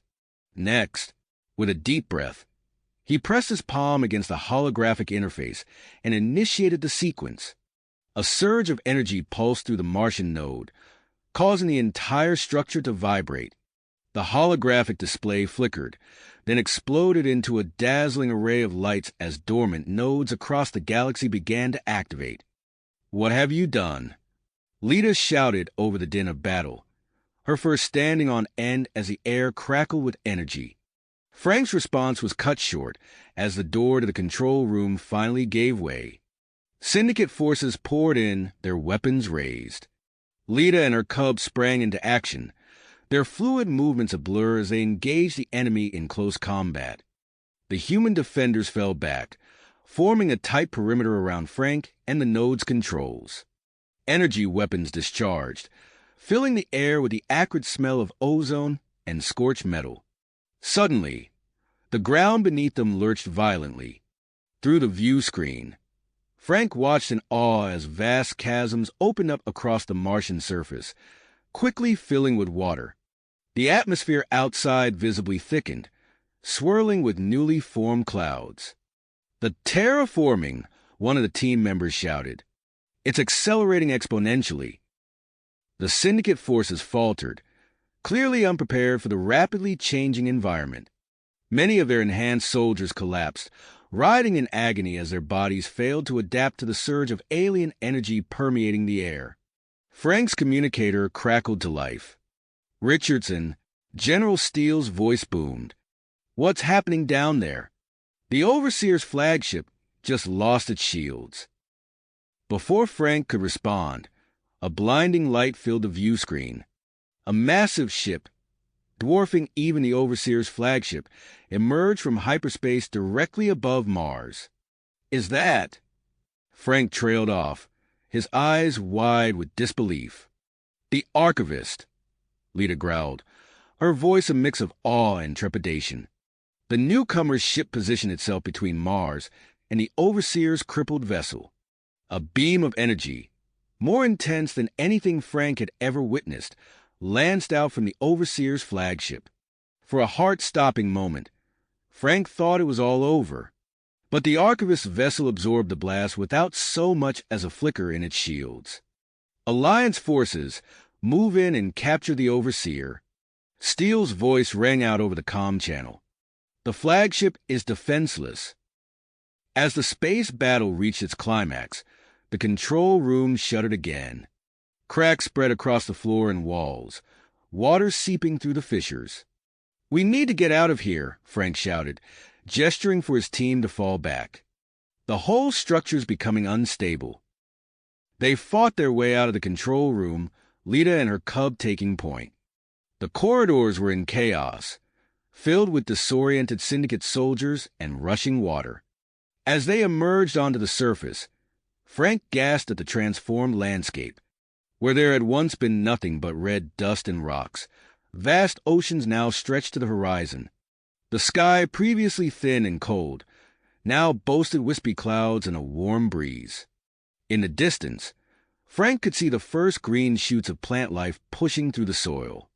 My God, he whispered, struggling to comprehend the scale of the changes. A tremor knocked Frank off his feet. Volcanic eruptions dotted the landscape, spewing ash and lava into the newly formed atmosphere. Frank, Lita called out, helping him up. We need to get to higher ground. This entire region is becoming unstable. As they made their way to an evacuation point, Frank's communicator buzzed again. This time, it was a message directly from the Archivist, transmitted through the progenitor network. Frank Richardson, the AI's voice resonated in his mind. What you have set in motion extends far beyond Mars. The galaxy itself is transforming. You must prepare for the consequences of your actions. The implications of the Archivist's words hit Frank like a physical blow. He looked up at the sky, now filled with Alliance ships and the looming presence of the Archivist's vessel, and realized that the defeat of the Syndicate was just the beginning. As a transport ship descended to extract them from the volatile Martian surface, Frank turned to Lita. We won the battle, he said, his voice heavy with the weight of responsibility. But I think we just started something much bigger. Lita nodded gravely, her eyes reflecting the turmoil of the landscape around them. Then we face it together, as allies. The transport's doors opened, revealing General Steele himself. His face was a mix of triumph and concern as he gestured for them to board quickly. Richardson, we need you on Sanctuary 1 immediately, Steele said as they strapped in. The Overseer has been captured, but it's not what we expected, and we need to address this galaxy-wide terraforming event you've triggered. As the transport lifted off, Frank watched the Martian landscape recede. Oceans where there had been deserts, life where there had been only dust. He had changed not just a planet, but potentially the entire galaxy. The enormity of the task ahead began to sink in. The ship accelerated towards Sanctuary 1, where the Alliance leadership awaited. Frank knew that the decisions made in the coming hours would shape the future of not just humanity, but countless species across the stars. The real work, he realized, was just beginning. As the transport docked with Sanctuary 1, Frank's mind raced with the enormity of the situation he had unleashed. The station's corridors buzzed with frantic activity, Alliance members from various species rushing to and fro with urgent purpose. General Steele led Frank and his team to the main conference room, where holographic displays showed the rapidly changing landscapes of countless worlds across the galaxy. The sight was both awe-inspiring and terrifying. "We've called an emergency meeting," Steele explained, his voice tight with tension. "Every allied species has a representative here. We need a plan, and we need it fast." As they entered the conference room, Frank was struck by the diversity of beings gathered around the table. Some he recognized, like Ambassador Krant, while others were entirely new to him. All eyes turned to Frank as he took his seat. "Dr. Richardson," a gravelly voice called out. It belonged to a reptilian being with iridescent scales. "You've triggered a galaxy-wide crisis. What do you propose we do about it?" Frank took a deep breath, centering himself before addressing the assembled leaders. "We need to act quickly to stabilize the terraforming process," he began. "I propose we develop a network of control satellites, capable of modulating the effects on each affected planet." The room erupted in a cacophony of voices, some supportive, others skeptical. Frank raised his hand, calling for silence. "I understand your concerns," he continued, "but we have an unprecedented opportunity here. With the right approach, we can turn this crisis into a chance for galactic renewal." Over the next few hours, Frank worked tirelessly with the assembled scientists, including Dr. James Robertson and Dr. Zax 7, to outline the specifications for the control satellites. They combined human ingenuity with progenitor technology, creating a design that could adapt to the unique conditions of each world. As the plans took shape, General Steele coordinated the largest logistical operation in galactic history. Alliance ships, along with repurposed Syndicate vessels, were mobilized for the urgent mission of distributing the satellites. "We'll need every available ship," Steele announced, his holographic form flickering as he addressed captains across the galaxy. "This is our chance to show what this alliance is truly capable of." Meanwhile, Frank established a base of operations near the progenitor node on Mars. The once barren landscape now teemed with life, vast oceans stretching to the horizon, and the first shoots of vegetation pushing through the soil. As Frank stepped out of the shuttle onto the Martian surface, he marveled at the transformation. The air, once thin and cold, now carried the scent of water and growing things. In the distance, a plume of ash rose from a newly formed volcano, a testament to the planet's rebirth. "It's incredible," Lita remarked, her fur rippling in the warm breeze. "But also dangerous. We must be vigilant." Frank nodded, knowing the Bernali warrior spoke true. He turned to address the team of scientists from across the galaxy who had gathered to study the unprecedented planetary transformation. "Welcome to Mars," he said, gesturing to the changed landscape around them. "This will be our testing ground for managing the terraforming process. What we learn here will help us save countless worlds." As the scientists set to work, Frank received an urgent communication from Dr. Robertson aboard Sanctuary 1. "Frank, we've made a breakthrough with the Overseer," Robertson's excited voice came through. "The collective consciousness is providing crucial information about Syndicate operations and their misuse of progenitor tech. This could be the key to predicting and mitigating crises on other affected worlds." Frank felt a surge of hope at the news. With each passing hour, they were gaining ground in their race against time. Suddenly, alarms blared across the Martian base. Frank rushed to the command center, where a holographic display showed a group of ships approaching rapidly. "Unidentified vessels," a technician reported. "They're not responding to hails." Frank's mind raced. Could it be Syndicate remnants seeking revenge? Or perhaps opportunistic raiders hoping to steal progenitor technology? "Lita," he called out, turning to the Bernali warrior. "We need your expertise. Can you lead a defense team?" Lita's eyes gleamed with persistence. "It would be my honor," she growled, already moving towards the hangar bay with her cub at her side. As Lita's team scrambled to intercept the incoming threat, Frank turned his attention back to the global situation. Reports were flooding in from across the galaxy. Political upheavals on some worlds, ecological disasters on others. The Alliance's resources were stretched to the breaking point. Frank knew that the coming hours would be crucial. The decisions made here, on this newly reborn world, would shape the future of countless species across the stars. As he coordinated with teams spread across the galaxy, Frank couldn't help but feel the weight of responsibility pressing down on him. The Martian sky darkened as Lita's ships engaged the unknown vessels, energy weapons lighting up the atmosphere. Frank watched the battle unfold, knowing that this was just the beginning of the challenges they would face in this new, rapidly changing galaxy. Frank took a deep breath, steeling himself for the challenges ahead. As the immediate threat to Mars subsided, Frank's communicator buzzed with an urgent message from General Steele. "Richardson, we need you back on Sanctuary 1. There's a new situation that requires your expertise." Within hours, Frank found himself aboard a sleek interstellar shuttle, hurtling through space towards the Alliance's headquarters.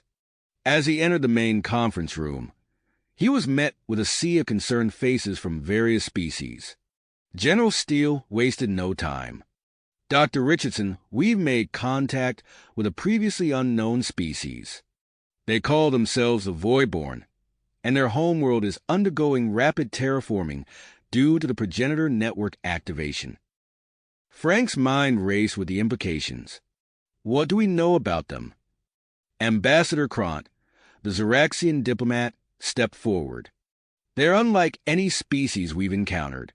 Their biology is unique. We believe they require immediate assistance."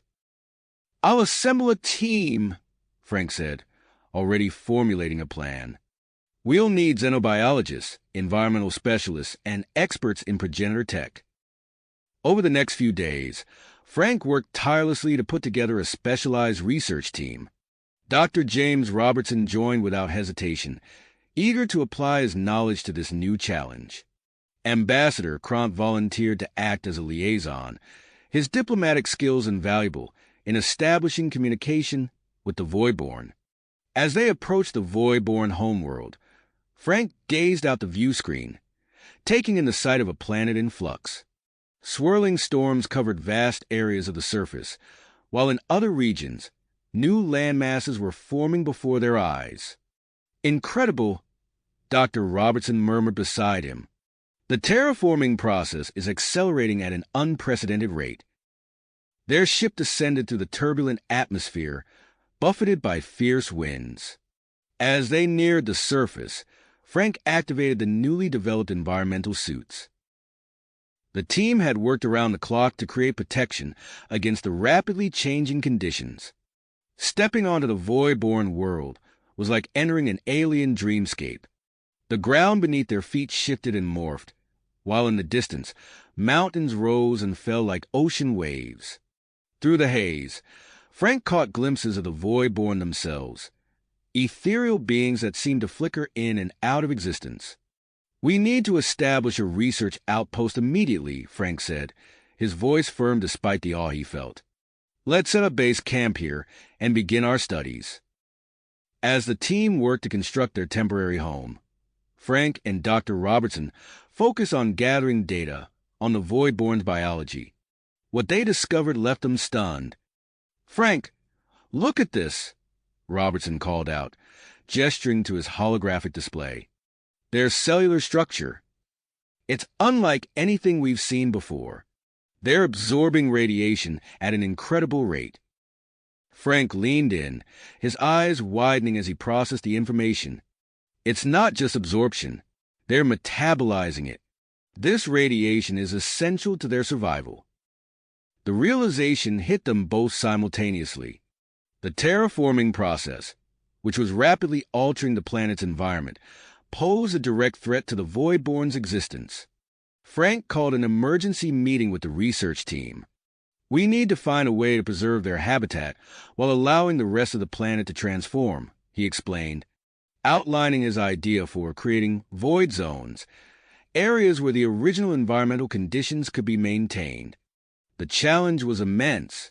Modifying the terraforming process on such a precise scale would push the limits of their understanding of progenitor technology. Frank sent an urgent request to Sanctuary 1 for additional support. Within days, Dr. Zax 7 arrived, bringing his unparalleled expertise in progenitor systems. The Arcturian scientist's multifaceted eyes glowed with excitement as he surveyed their progress. Fascinating, Zax 7 chittered, his translator struggling to keep up with his rapid speech. We'll need to recalibrate the control satellites to create precise environmental boundaries. It's never been attempted before, but I believe it's possible. As they worked tirelessly to implement their plan, Frank received word from General Steele about growing tensions within the Alliance. Some factions viewed the accommodation of the Voidborn as an obstacle to expansion, eager to colonize the newly terraformed worlds. I'll handle the politics, Steele assured him. You focus on saving the Voidborn. Days turned into weeks as the team raced against time. The Voidborn, initially wary of the Offworlders, began to approach their outpost. Frank watched in amazement as ambassador, Kron established a rudimentary form of communication with the ethereal beings. They understand what we're trying to do, Kron reported, his antennae twitching with excitement. They're willing to help us calibrate the void zones. With the Voidborn's assistance, the team made rapid progress. Dr. Zax 7 worked tirelessly, his multiple limbs a blur as he manipulated the complex progenitor systems. Frank found himself in awe of the Arcturians' abilities, grateful for the alliance that had brought them together. As they neared a breakthrough, alarms blared throughout the outpost. Frank rushed to the command center, where a holographic display showed a group of ships entering the system. Former Syndicate operatives, the communications officer reported. They're targeting the control satellites. Frank's mind raced. The survival of the Voidborn hung in the balance. He opened a channel to Sanctuary 1, knowing they would need all the help they could get to defend their work and protect this unique species from extinction. Extinction at the hands of misguided opportunists. As Frank prepared to coordinate the defense of the Voidborn homeworld, his communicator chirped with an urgent transmission. Dr. Richardson, General Steele's voice crackled through, tension evident even across the vast distance. We have a critical situation developing on Earth. The terraforming process has accelerated beyond our projections, causing widespread ecological disruptions. We need you back home immediately. Frank's heart sank as he processed the implications. Earth, humanity's cradle, was now facing the same upheaval they'd been battling across the galaxy. He turned to Dr. Robertson and Dr. Zax 7, who had overheard the transmission. We can't abandon the Voidborn, Frank said, his mind racing to find a solution. But Earth needs us too. Dr. Zax 7's multifaceted eyes flickered with rapid calculations. I can remain here with a small team to continue our work on the void zones. The principles we've established should be sufficient to maintain stability for now. Frank nodded gratefully. Thank you, Zax 7. Your expertise here is invaluable. He turned to the rest of the team. We're heading back to Earth. Prepare for immediate departure. Within hours, Frank, Dr. Robertson, and a core group of specialists were aboard a high-speed transport, hurtling through space towards their imperiled homeworld. As they approached Earth, the ship's sensors painted a grim picture of the planet's condition. Vast storm systems swirled across entire continents, while new islands rose from churning seas. The normally blue-green orb was a maelstrom of grays and browns, its familiar patterns distorted beyond recognition. My God, Dr. Robertson whispered, staring at the holographic display. It's worse than we thought. Frank steeled himself as they began their descent. The ship bucked and shuddered, buffeted by winds that hadn't existed mere weeks ago. As they broke through the cloud cover, Frank caught glimpses of the chaos below. Coastal cities partially submerged, forests aflame, and vast cracks spiderwebbing across once fertile plains. They touched down in what used to be a military base in the Rocky Mountains, now hastily converted into a global command center. General Steele was waiting for them as they disembarked, his usually stoic face etched with worry. "Glad you're here, Richardson," Steele said, leading them into a bustling control room. "We're coordinating with every major government and scientific institution, but we're struggling to keep up with the rate of change." Frank surveyed the room, taking in the banks of holographic displays showing real-time data from around the globe. "What's our most pressing concern?" A climatologist stepped forward, her hair disheveled from what had clearly been days without rest. "The planet's magnetic field, Dr. Richardson. It's fluctuating wildly due to interactions with the progenitor energy waves. If we don't stabilize it soon, we're looking at global communication failures and dangerous levels of solar radiation reaching the surface." Frank absorbed the information, his mind already formulating a plan. "We need to construct a network of magnetic field stabilizers. It's similar to what we've been doing on other affected worlds, but we'll need to adapt the technology for Earth-specific conditions." General Steele nodded. "I'll coordinate with our international partners to begin production and deployment immediately." "What else?" Before Frank could respond, alarms blared throughout the command center. A technician called out, "Massive tectonic activity detected in the Pacific Ring of Fire. Multiple volcanic eruptions imminent." Frank rushed to the main display, watching in horror as a chain reaction of seismic events unfolded across the Pacific Basin. He turned to Dr. Robertson. "James, I need you to lead a team focusing on geological stabilization. Use everything we've learned about manipulating planetary cores." As Robertson hurried off to assemble his team, Frank received another urgent message. It was from the archivist, the AI construct that had been instrumental in their understanding of the progenitor network. "Dr. Richardson," the archivist synthesized voice and tone, "I have detected a potential cascade effect that could amplify the terraforming process beyond our current models. There is a dormant progenitor insulation within Earth's crust that may be key to preventing this outcome." Frank's mind raced with the implications. "Where is this insulation located?" "My data indicates it is in a remote area of the Siberian wilderness," the archivist replied. "Activating it could provide a means of fine-tuning the terraforming effects on Earth." Frank turned to General Steele. "We need to assemble a specialized team immediately. We're going to Siberia." As Steele began making arrangements, Frank gazed out at the turbulent sky. The fate of humanity's homeworld hung in the balance, and the clock was ticking. Little did he know that as they prepared for this crucial mission, a mysterious signal from deep space was hurtling towards Earth, carrying with it the potential to reshape their understanding of the galaxy once again. More, the mysterious signal's arrival coincided with a surge of activity from the Earth control node, sending ripples of energy through the installation's ancient systems. Frank's communicator crackled to life, Dr. Zach Seven's urgent voice cutting through the ambient noise of the command center. "Dr. Richardson, I've partially decoded the deep space transmission. It's a warning, and we need to act fast." Frank's heart raced as he processed the implications. "Patch it through to the main display, Zach 7. General Steele, we need to see this immediately." The holographic screen flickered to life, displaying a series of complex glyphs and diagrams. Dr. Zach Seven's voice provided a real-time translation. The message originates from a civilization calling themselves the Nomads. They claim to have encountered the progenitors in the distant past and warn of a critical flaw in the terraforming network. General Steele leaned forward, his brow furrowed. "What kind of flaw are we talking about?" "According to the Nomads," Zach's 7 continued, Prolonged use of the network at its current intensity could lead to a catastrophic breakdown of the fabric of space-time itself.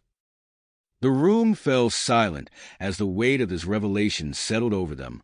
Frank's mind raced, calculating the potential consequences of their actions. He turned to the assembled team, their faces a mix of shock and commitment.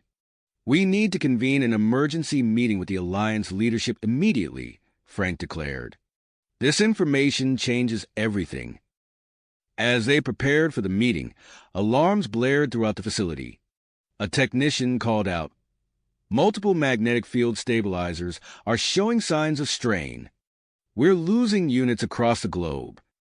Frank rushed to a nearby console, watching in horror as the network of stabilizers they had painstakingly deployed began to fail. "The energy fluctuations are intensifying. We're losing our grip on the magnetic field."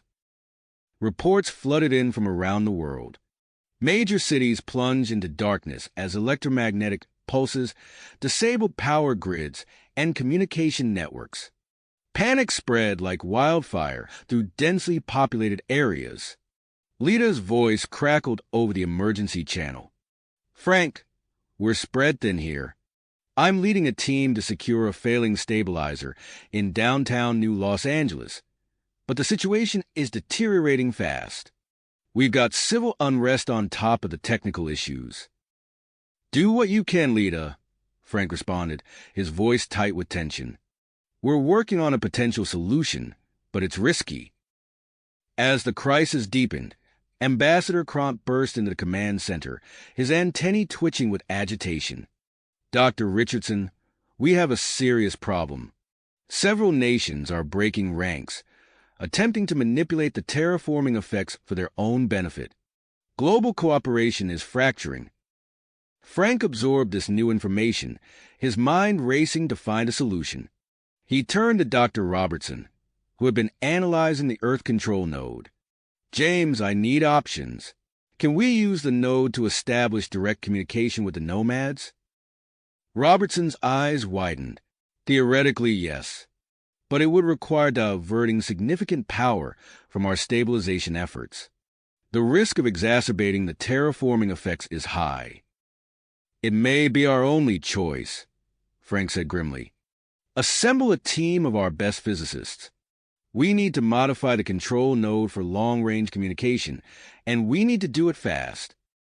As Robertson hurried off to gather his team, General Steele approached Frank, his face grave. "Richardson, we've got another problem.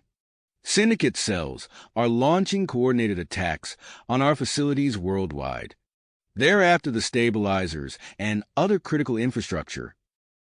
Frank's teeth gritted. "They're taking advantage of the chaos. We can't let them gain control of our systems." He turned to Steele.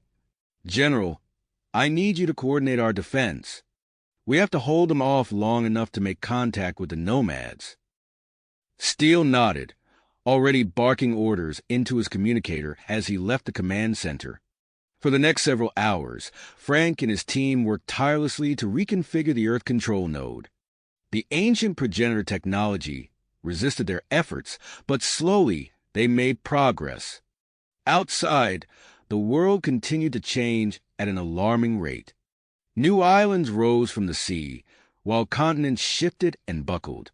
The Alliance scrambled to evacuate endangered populations, but with each passing hour, the task grew more daunting. Just as Frank began to fear they might be too late, Robertson called out, "We've done it! The node is ready to transmit." Frank took a deep breath, acutely aware of the enormous risk they were about to take. "Initiate the transmission," he ordered. The Earth control node surged with power, sending tremors through the surrounding region. A brilliant beam of energy shot skyward, carrying their desperate message to the stars. Suddenly, the holographic displays in the command center went wild. The rate of terraforming accelerated dramatically, with land masses reshaping themselves in a matter of minutes. "My God!" Frank whispered, watching as familiar coastlines vanished and new mountain ranges thrust upward. "What have we done?" As the Alliance scrambled to respond to this new development, Frank and his team anxiously monitored their communications array. The fate of Earth and potentially the entire galaxy now hinged on a response from the mysterious nomads. In the tense silence that followed, Frank couldn't help but wonder, had they just saved their world or doomed it to an even faster transformation? And what other consequences might their desperate action have triggered across the vast, interconnected network of progenitor technology? As Frank and his team held their breath, waiting for a response from the nomads, the earth beneath their feet continued its relentless metamorphosis. The command center's displays flickered with a constant stream of updates, each more alarming than the last. Dr. Richardson, a technician's voice cut through the tense atmosphere. We're detecting massive geological activity across all continents. Frank rushed to the main holographic display, his eyes widening as he watched familiar coastlines vanish and new mountain ranges thrust upward in a matter of minutes. The signal they had sent through the progenitor network had triggered an unexpected acceleration in the terraforming process. "My God!" he breathed, watching as vast canyons formed in previously stable regions. "We need to adapt our strategy immediately." General Steele strode into the room, his face grim. "Richardson, we're initiating a global evacuation protocol. Every available transport, both ground and orbital, is being mobilized." Frank nodded, his mind racing. "We need to prioritize coastal areas and regions showing the most dramatic changes. But with the landscape shifting this rapidly, our evacuation routes will become obsolete within hours." As if to underscore his point, a new alert flashed across the screen. A massive island chain had emerged in the Pacific Ocean, stranding millions of displaced individuals. "Lita," Frank called into his communicator, "I need you and your team to head to the new Pacific Islands immediately. We've got millions of people trapped there with no infrastructure or supplies." "On it," Lita's voice crackled back. "We're assembling a mixed-species task force now. We'll need all the help we can get with this terrain." As Lita's team deployed, Dr. Robertson burst into the command center, his eyes alight with excitement despite the chaos. "Frank, I've made a breakthrough with Earth Control Node data." "What have you found, James?" Robertson pulled up a complex series of diagrams on a nearby screen. "The terraforming process isn't random. There's a predetermined blueprint encoded in the progenitor technology. If we can decipher it, we might be able to predict and potentially control these transformations." Frank felt a glimmer of hope for the first time since the crisis began. That could be the key to stabilizing the planet. Get your best people on it immediately. As Robertson set to work, Ambassador Cron approached, his antennae twitching with agitation. "Dr. Richardson, we have a new diplomatic crisis emerging. Several nations are already staking claims on the newly formed lands. If we don't act quickly, we could have armed conflicts breaking out across the globe." Frank pinched the bridge of his nose, feeling the weight of each new challenge. "Do what you can to keep them talking, Cron. The last thing we need right now is war." Suddenly, Dr. Zach Seven's voice came through the communication system. "Dr. Richardson, our orbital assets have detected unusual energy signatures at multiple points around the globe. I believe these may be additional dormant progenitor installations awakening in response to the Earth Control Node's activation." Frank's mind raced with the implications. Those installations could be our best chance at regaining control of the situation. We need to investigate immediately. He turned to General Steele. "I'm going to lead a team to one of these sites. We've detected a particularly strong signature in the heart of a new mountain range in Central Africa." Steele nodded grimly. "I'll assign you a security detail. Be warned, we've picked up increased syndicate activity in that region. They're likely after the same thing we are." As Frank assembled his team, including several Bernali warriors for their enhanced strength and agility, he received a transmission from Lita. "Frank, the situation here is critical." Her voice was strained with exertion. We're facing constant landslides and flash floods. My team is doing everything we can, but we're going to need more resources if we're going to save these people." "Hold on, Lita," Frank urged. "We're working on a solution. Just keep doing what you can." As Frank's team prepared to depart, a new alert blared through the command center. General Steele's face paled as he read the incoming transmission. "Richardson, we've got another problem. Our deep space monitoring stations have detected multiple objects entering the solar system at incredible speeds. They're heading straight for Earth." Frank felt a chill run down his spine. "Natural phenomena?" Steele shook his head. "Initial analysis suggests they're artificial constructs, and they're massive." As Frank processed this new threat, he realized the true scale of the challenge before them. The Earth was transforming beneath their feet. Millions were displaced and in danger, and now an unknown force was bearing down on them from the depths of space. "General, maintain our focus on the ground situation, but prepare our orbital defenses," Frank ordered. "We don't know if these objects are a response to our message or something else entirely." With a final look at the command center's chaotic displays, Frank led his team towards their transport. As they lifted off, he gazed out at the transformed landscape below, barely recognizing the planet he had called home for his entire life. Their destination lay somewhere in the heart of the newly formed African mountain range, a progenitor installation that might hold the key to saving Earth. But with the Syndicate in pursuit and unknown objects hurtling towards the planet, Frank knew that their mission had just become far more complicated and far more crucial. Dangerous.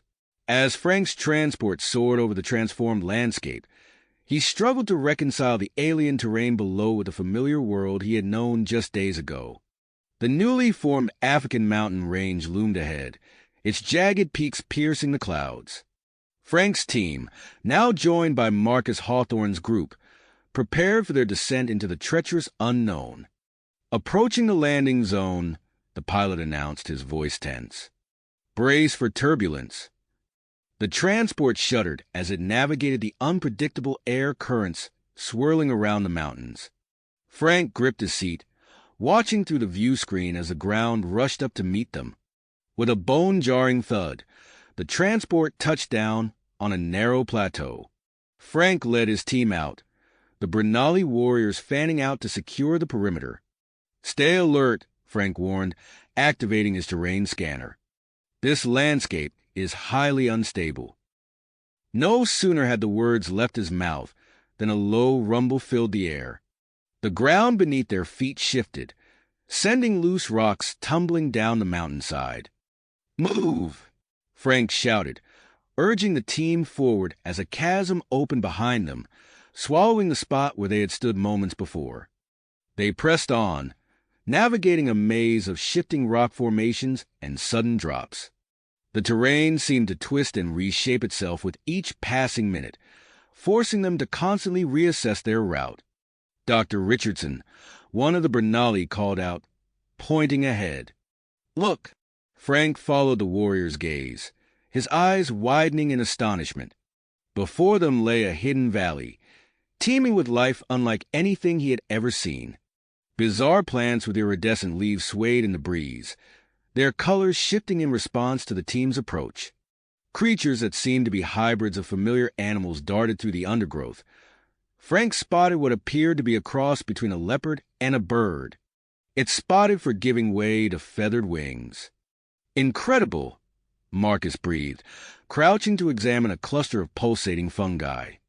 The terraforming process must have accelerated evolution in this isolated ecosystem. Frank nodded, his mind racing with the implications.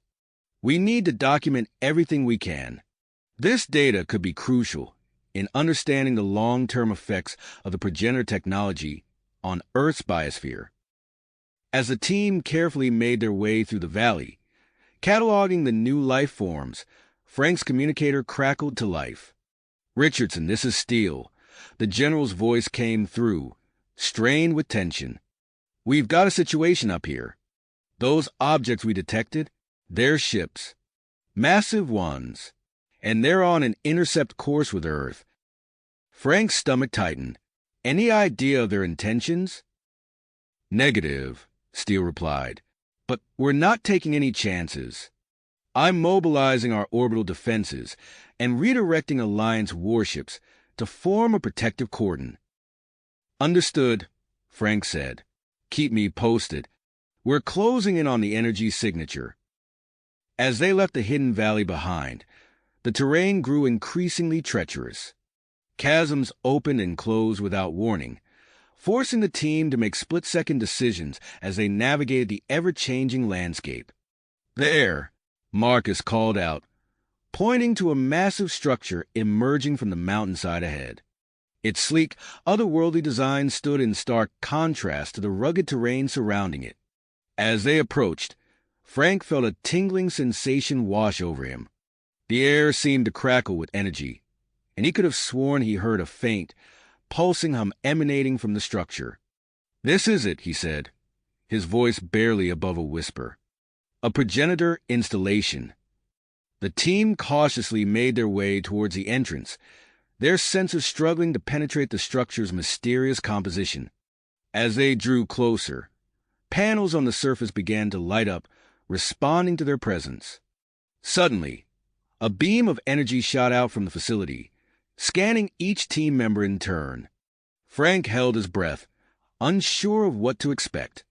With a low hiss, a doorway materialized in the smooth surface of the structure. Frank exchanged glances with Marcus, both men acutely aware of the weight of the moment. "Let's go," Frank said, taking the lead. "Stay alert. We don't know what kind of defenses this place might have."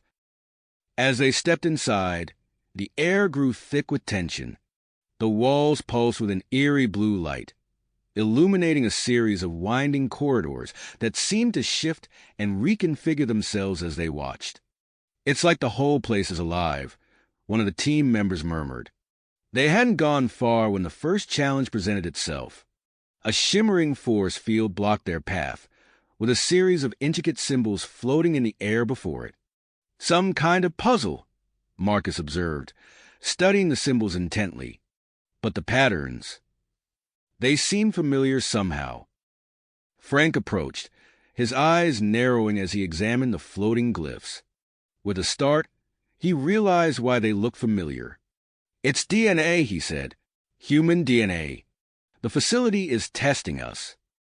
Working together, Frank and Marcus deciphered the puzzle, using their knowledge of genetics to arrange the symbols in the correct sequence. With a soft chime, the force field dissipated, allowing them to proceed. As they delved deeper into the facility, they encountered more challenges, each one seeming to test a different aspect of human ingenuity and adaptability. Physical obstacles required the team's coordination and agility, while others demanded creative problem-solving and scientific knowledge. Finally, they reached what appeared to be the central chamber. A massive holographic display dominated the room, showing a real-time map of Earth's ongoing transformation. Frank approached the control interface, his heart pounding with anticipation. Just as he was about to make contact with the controls, the entire facility shuddered. The holographic display flickered, then expanded, filling the chamber with a dizzying array of data streams and pulsing energy signatures. "Frank," Marcus called out, pointing to a section of the display. "Look at this." Frank's eyes widened as he took in the information. The facility wasn't just monitoring Earth's transformation, it was actively participating in it. And now, it seemed to be responding to some unseen signal. Before Frank could process this new development, the ground beneath them trembled violently. The holographic display shifted, showing a massive object descending from orbit directly towards their location. "It's one of the ships," Frank realized, his voice tight with tension. "They're coming here." As the team braced themselves for whatever was to come, the facility's system surged with newfound energy. The fate of Earth hung in the balance, with multiple factions converging on this single point, each with their own vision for the planet's future. Frank took a deep breath, steeling himself for the challenges ahead. Whatever happened next would determine not just the fate of humanity, but the very nature of Earth itself. The holographic display pulsed with an urgency that matched Frank's racing heartbeat. As he absorbed the implications of the facility's role in Earth's transformation, a violent tremor shook the chamber, nearly knocking the team off their feet. "Brace yourselves," Frank shouted, gripping the edge of the control interface. Through the vibrating walls of the facility, a deep thrumming sound penetrated, growing louder by the second. Frank's eyes darted to a section of the holographic display that showed the massive object descending from orbit. "It's landing," Marcus said, his voice tight with tension. "Right outside." As if responding to the arrival of the ship, the facility's system surged to life. The holographic interface expanded, filling the air around them with streams of data and pulsing energy signatures. Frank's fingers flew over the controls, trying to make sense of the sudden influx of information. "This is incredible," he muttered, his eyes widening as he deciphered the data. The facility isn't just monitoring the transformation, it's actively controlling it. And now it's responding to some kind of signal. Before anyone could respond, another tremor rocked the chamber. This time, it was accompanied by a series of loud clicks and words as hidden mechanisms within the walls activated. "Frank," one of the Bernali warriors called out, pointing to a section of the wall that was sliding open. "We've got company." Through the opening strode several tall, humanoid figures clad in advanced environmental suits. Their opaque helmets obscured their features, but their purposeful gait left no doubt about their intentions. The lead figure carried a device that pulsed with energy, mirroring the rhythms of the facility's own systems. Frank stepped forward, positioning himself between the newcomers and his team. "I am Dr. Frank Richardson," he announced, hoping the beings could understand him. "We come in peace." The lead figure raised its device, and a burst of energy swept over Frank and his team. For a moment, Frank felt as if every cell in his body was being scanned and analyzed. Then, a voice emanated from the device. Not in any language Frank recognized, but somehow he could understand its meaning. "We are the Nomads," the voice declared, "guardians of the progenitor legacy. Your world stands at a crossroads, Dr. Richardson. The network's activation was premature. We are here to oversee its stabilization." Frank's mind raced with the implications. "The network? You mean the terraforming process? Can you help us control it?" The Nomad leader stepped closer, its helmet tilting slightly as if studying Frank. "We can assist in stabilizing the process, but there is a price. Earth must become part of the greater galactic community. Its transformed state will be shared with species from across the cosmos." The chamber fell silent as the weight of the Nomad's words sank in. Frank glanced at his team, seeing a mix of awe and apprehension on their faces. He opened his mouth to respond, but before he could, Marcus stepped forward. "Dr. Richardson," Marcus said, his voice heavy with the burden of a long-held secret. "There's something you need to know. My team's quick adaptation to the new environment. It wasn't by chance." Frank turned to face Marcus, his brow furrowing. "What are you saying?" Marcus took a deep breath. "We're part of a classified government program. For years, we've been studying progenitor artifacts, preparing for the possibility of rapid planetary changes. We knew something like this might happen." The revelation sent a ripple of tension through the team. Frank's mind reeled with questions, but before he could voice them, his communicator crackled to life. "Richardson," General Steele's voice cut through the static. "The Nomad ship's in orbit. They're positioning themselves around the planet in some kind of pattern. What's happening down there?" As Frank struggled to formulate a response, the facility's system surged again. The holographic display shifted, showing a real-time view of Earth from orbit. The Nomad ships glowed with energy, forming a geometric web around the planet. "General," Frank replied, his voice tense, "we've made contact with the Nomads." They're offering to help stabilize the terraforming process, but there are complications. Before he could elaborate, another voice broke through on the comm channel. Frank, it was Lita, her words punctuated by the sound of explosions in the background. We've got a major problem here. The stabilization efforts have triggered volcanic activity. We're evacuating the camps, but we're running out of time. Frank's heart raced as he realized the full scope of the crisis unfolding around him. Earth was transforming at an accelerating rate, with consequences spreading across the globe. The nomads offered a solution, but at a cost that would forever change humanity's place in the universe. As he stood there, caught between the enigmatic nomads, his team's hidden agenda, and the chaos engulfing the planet, Frank knew that his next decision would shape the future of not just Earth, but potentially countless worlds across the galaxy. The facility trembled again, as if urging him to act. Frank turned back to the nomad leader, his mind focused. "Tell me more about the stabilization process," he said. "What exactly would it entail?" As the nomad began to explain, Frank's mind whirred with possibilities, searching for a solution that would save his world without sacrificing humanity's future. The clock was ticking, and the fate of Earth hung in the balance. Balance. Frank took a deep breath, his mind racing as he weighed the consequences of his next words. The fate of Earth and humanity rested on his decision. "We accept your offer of assistance," Frank said, his voice steady despite the tension in the air. "But I propose a compromise. Earth will welcome a limited number of alien species, carefully selected to coexist with humanity and our newly evolved Gaia consensus.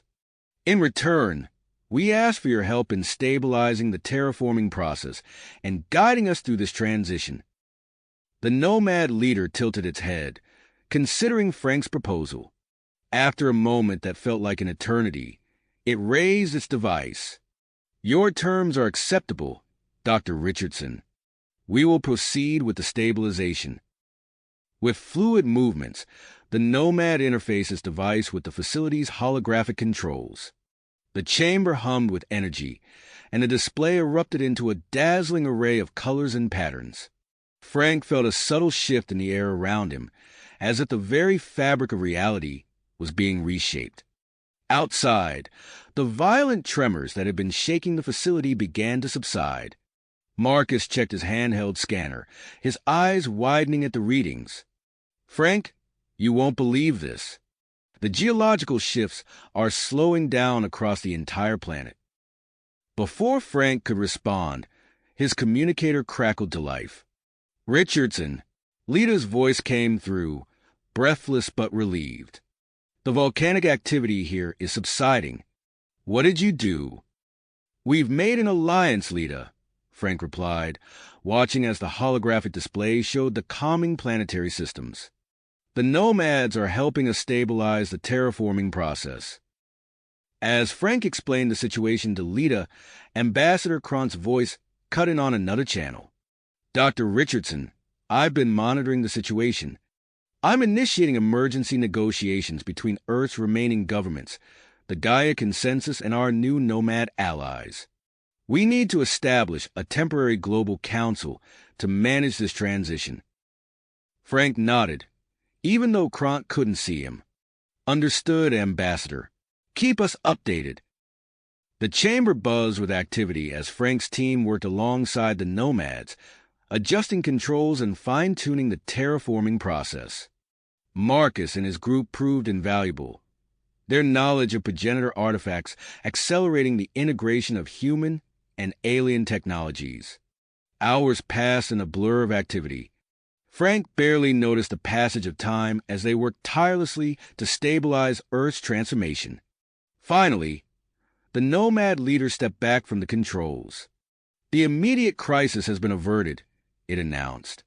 "But there is much work yet to be done." As if on cue, Frank's communicator lit up again. This time, it was Dr. James Robertson. "Frank, you won't believe what we're seeing here. The stabilized terraforming process has unlocked new technological possibilities. The restructured Earth core is generating an energy field that we might be able to harness for power generation and transportation. Frank's mind reeled at the implications. That's incredible, James. Start coordinating with scientists worldwide. We'll need every advantage we can get. As the team began to establish a network of monitoring stations around the globe, Frank received another update, this time from General Steele. Richardson, we received orders to stand down from offensive positions. We're redirecting the fleet to assist with global relief efforts.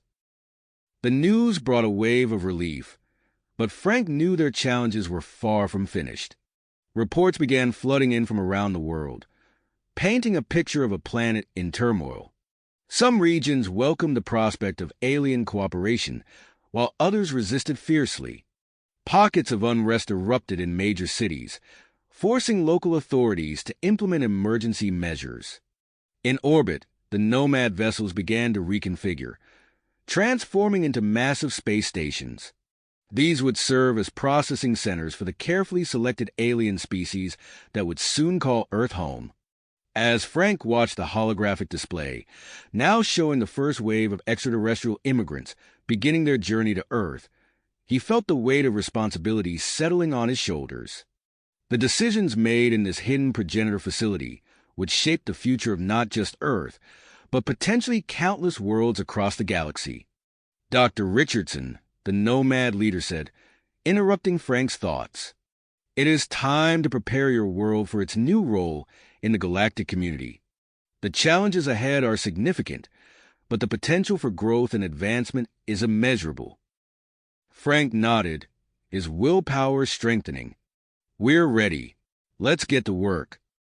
As they prepared to leave the facility, Frank knew that this was just the beginning. The real test would come in the days, weeks, and months ahead as humanity faced the monumental task of integrating alien life into their rapidly changing world. With a mix of apprehension and excitement, Frank led his team out of the chamber, ready to face the dawn of a new era for Earth and its people. Inhabitants. As the dawn of this new era broke, Frank Richardson found himself standing at the helm of a monumental undertaking. The integration of alien life into Earth's rapidly evolving landscape was just the beginning.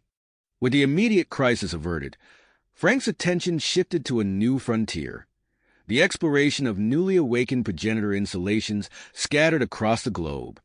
"We need to understand these facilities if we're going to manage this transition effectively," Frank announced to his team.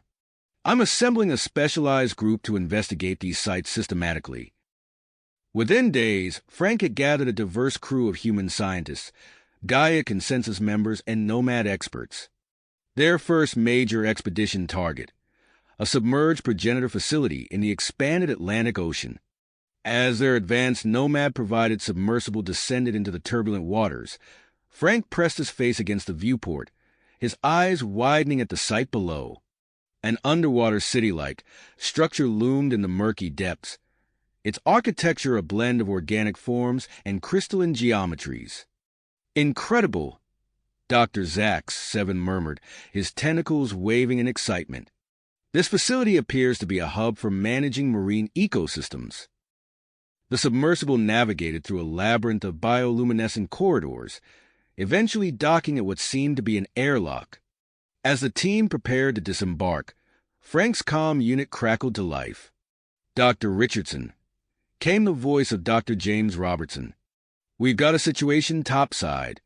The avian aliens from Proxima Centauri are struggling with Earth's gravity. Their bone density isn't sufficient for sustained movement in our atmosphere." Frank frowned, torn between the exploration ahead and the crisis above. "James, work with the Nomad biotechs. See if you can develop a treatment to strengthen their musculoskeletal systems. Keep me posted." As Frank signed off, the airlock cycled open. The team stepped into the facility, their footsteps echoing in the cavernous space. Suddenly, a series of lights flickered to life, accompanied by a low hum. "Frank," Marcus called out, his voice tense. "We've got movement." Before Frank could respond, A swarm of sleek, robotic drones emerged from hidden compartments in the walls. Their metallic surfaces gleamed as they surrounded the team, weapons ports sliding open. The facility's automated defenses, one of the Nomad experts explained. They've been dormant for millennia. Our presence must have triggered them. Frank's mind raced. Everyone, stay calm. We need to find a way to communicate with these systems. As the team worked to bypass the defenses, Frank's comm unit chimed again. This time, it was Lita. Frank, we got a problem in Europe. The silicon-based aliens from Epsilon Eridani are altering local soil compositions. We're seeing unexpected ecological interactions. Frank gritted his teeth, feeling the weight of multiple crises pressing down on him. Lita, assemble a task force. Monitor those changes closely. We can't let them disrupt existing ecosystems or human agriculture. Back in the underwater facility, the team made progress. By combining their knowledge of progenitor technology with the Gaia Consensus members' newly developed abilities to manipulate energy fields, they managed to pacify the defensive drones. As they pushed deeper into the facility, they discovered a vast chamber filled with holographic displays and control interfaces. Frank approached the central console, his fingers hovering over the alien symbols. "This is it," he breathed. "The facility's control room." With careful precision, Frank and the Nomad experts began to activate the dormant systems. Suddenly, the entire chamber hummed to life, holographic projections filling the air with swirling patterns of marine life and oceanic currents. "Frank," Marcus called out, his eyes wide as he studied a readout. "We just activated a terraforming subsystem.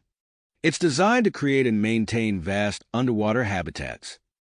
The implications of this discovery sent a surge of excitement through the team. Frank's mind whirled with possibilities. This could change everything. We could expand Earth's capacity to support life, utilizing our oceans in ways we never imagined. As the team worked to understand and control these new systems, Frank's comm unit lit up once more. It was Ambassador Krant, his voice tight with tension. "Dr. Richardson, word of your discovery has spread.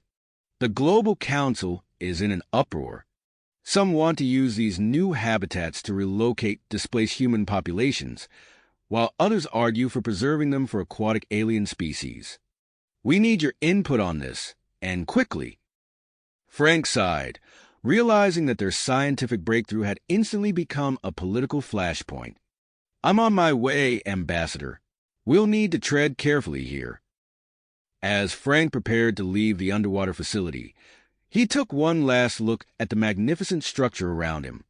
Earth was changing faster than anyone could have predicted, presenting challenges and opportunities in equal measure. The journey ahead would be complex, but as he watched his team of humans, aliens, and Gaia Consensus members working in harmony, Frank felt a glimmer of hope. The underwater city pulsed with newfound energy, a testament to the potential of this brave new world. As Frank boarded the submersible for his return to the surface, he knew that this was just the beginning of Earth's transformation.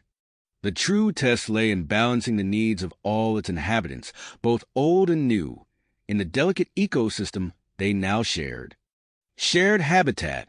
As Frank pondered the challenges ahead, his comm unit chimed with an urgent message from Dr. James Robertson. "Frank, we've detected significant anomalies in Earth's magnetic field. The readings are off the charts, particularly near the North Magnetic Pole. We need to investigate immediately." Frank's brow furrowed as he processed this new development. "Understood, James. Assemble a specialized team. We'll head to the Arctic Circle as soon as possible." Within hours, Frank found himself aboard a high-speed transport, accompanied by Dr. Robertson and a select group of Gaia Consensus members. The flight to the Arctic was tense, with the team reviewing data and formulating hypotheses about the cause of the magnetic disturbances. As they approached their destination, Frank gazed out the window at the vast expanse of ice below. The landscape was a stark contrast to the lush, terraformed regions they'd left behind. The transport touched down on a makeshift landing pad, and the team quickly disembarked, their breath visible in the frigid air. "Let's set up the research station," Frank ordered, his voice muffled by his thermal gear. "We need to get those monitoring devices online ASAP." The team worked efficiently, erecting a series of interconnected domes that would serve as their base of operations. Nomad provided equipment hummed to life, filling the air with a soft electronic buzz. As data began to stream in, Dr. Robertson's eyes widened. "Frank, you need to see this," he called out, gesturing to a holographic display. "The magnetic field fluctuations are causing rapid environmental changes. Look at the ice recession rate." Frank studied the display, his stomach tightening as he watched the animated model of the Arctic ice cap shrinking at an alarming pace. "This is unprecedented. We need to investigate the exposed areas immediately." The team ventured out onto the ice, guided by the enhanced sensory abilities of the Gaia Consensus members. As they traversed the rapidly changing landscape, new landmasses emerged from beneath the melting ice. "There!" shouted one of the Consensus members, pointing to a gleaming metallic structure protruding from the newly exposed rock. "It bears the hallmarks of progenitor technology." Frank's heart raced as he approached the structure. "It looks like we've found another installation. We need to excavate carefully, set up a perimeter, and begin scanning for any active defense systems." As the team initiated excavation procedures, combining their various expertise and abilities, Frank's comm unit crackled to life. General Marcus Steele's voice came through, tense and urgent. "Richardson, we've detected similar anomalies at the South Magnetic Pole. I'm dispatching Lita with a team to investigate. They're bringing along some of our new aquatic allies. Their physiology might give them an edge in the extreme conditions." Frank acknowledged the update, his mind racing with the implications. "Keep me posted on their progress, Marcus. We might need to coordinate our efforts." As the Arctic team delved deeper into the hidden progenitor facility, they encountered a series of automated defenses. Beams of energy crackled through the air, forcing the team to take cover behind exposed rock formations. "It's similar to what we saw in the underwater facility," Frank called out. "We need to find a way to communicate with the system and shut it down." Using a combination of Gaia Consensus abilities and Nomad tech, the team managed to create an energy field that deflected the defensive beams. They pushed forward, finally breaching the outer layers of the facility. As they entered a vast chamber filled with alien technology, Frank's attention was drawn to a pulsing energy source at its center. "This must be the heart of the installation," he muttered, approaching the device cautiously. Suddenly, the energy source flared to life, bathing the chamber in a blinding light. The ground beneath their feet trembled, and Frank's comm unit erupted with a cacophony of urgent messages. "Frank," it was Ambassador Krant, his voice filled with alarm. "Something's happening to Earth's rotational axis. We're seeing drastic changes in weather patterns worldwide. What's going on up there?" Before Frank could respond, the chamber shuddered violently. Holographic displays sprang to life around them, showing a real-time model of Earth's magnetic field. The team watched in awe and horror as the planet's magnetic poles began to shift rapidly. "We've triggered something big," Frank said, his voice barely above a whisper. "And I'm not sure we can stop it." As alarms blared and the facility hummed with awakening power, Frank realized that their discovery might have set in motion a chain of events that could reshape the entire planet. The team exchanged worried glances, knowing that their next actions could determine the fate of Earth and all its inhabitants, both old and new. New and its inhabitants. As Frank contemplated their next steps, a thunderous rumble shook the Arctic facility, nearly knocking him off his feet. "What's happening?" he shouted, steadying himself against a console. Dr. Robertson's eyes widened as he studied the readouts. "The magnetic field fluctuations are intensifying exponentially. We're detecting massive energy surges from both poles. Frank's comm unit crackled to life, Ambassador Krant's voice barely audible through the static. Richardson, we've got a critical situation. A progenitor seed ship has entered Earth's atmosphere, causing widespread electromagnetic disturbances. The implications hit Frank like a physical blow. They had triggered something far beyond their control, and now Earth faced a potential catastrophe. He made a split-second decision. "We can't wait any longer," Frank declared, his voice cutting through the chaos. "Initiate the Arctic control mechanism immediately." "But, sir," one of the team members protested, "we haven't synchronized with the Antarctic facility yet. The consequences could be—" "We don't have a choice," Frank interrupted. "If we don't act now, we might lose our chance entirely." With a nod from Frank, Dr. Robertson began the activation sequence.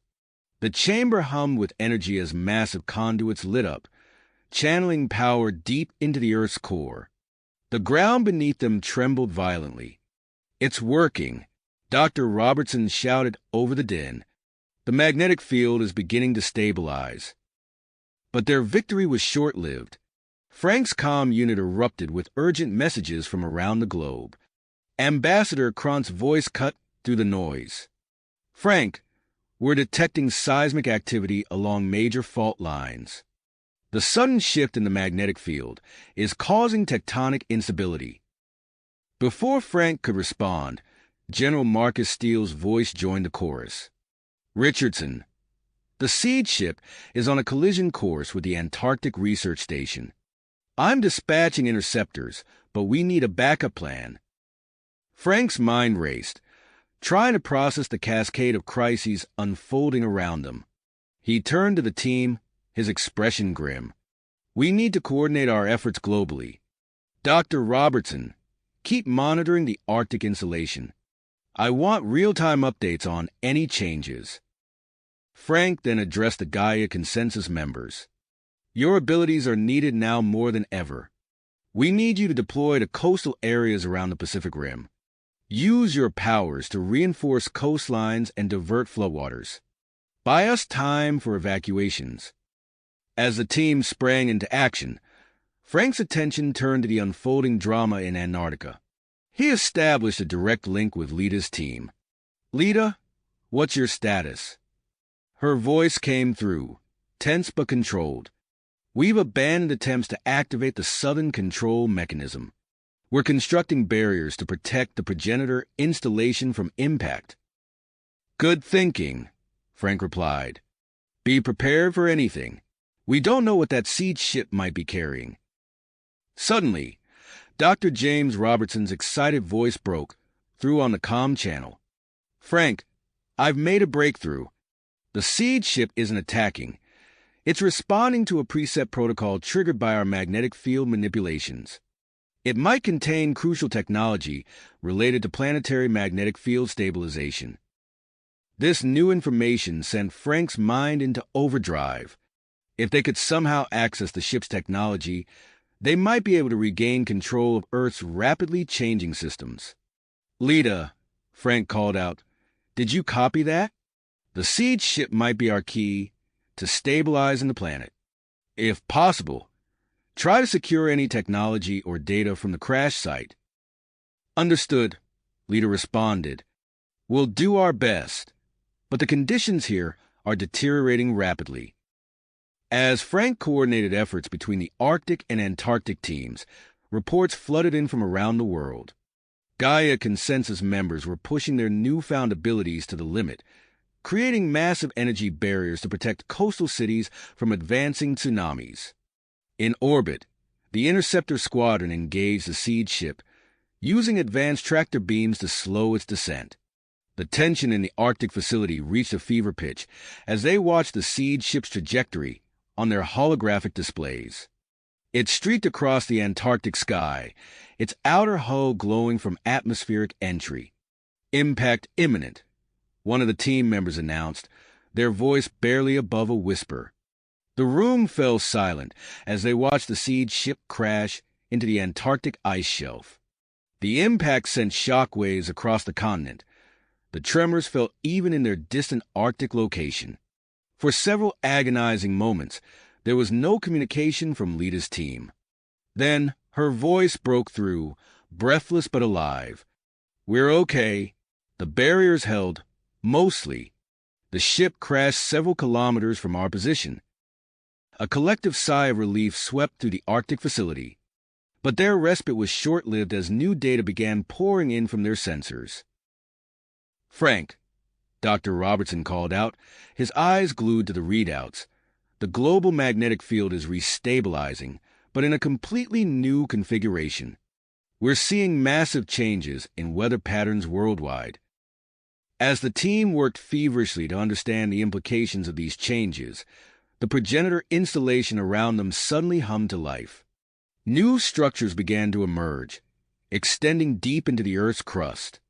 Similar activity reported at other progenitor sites globally, one of the Nomad experts announced.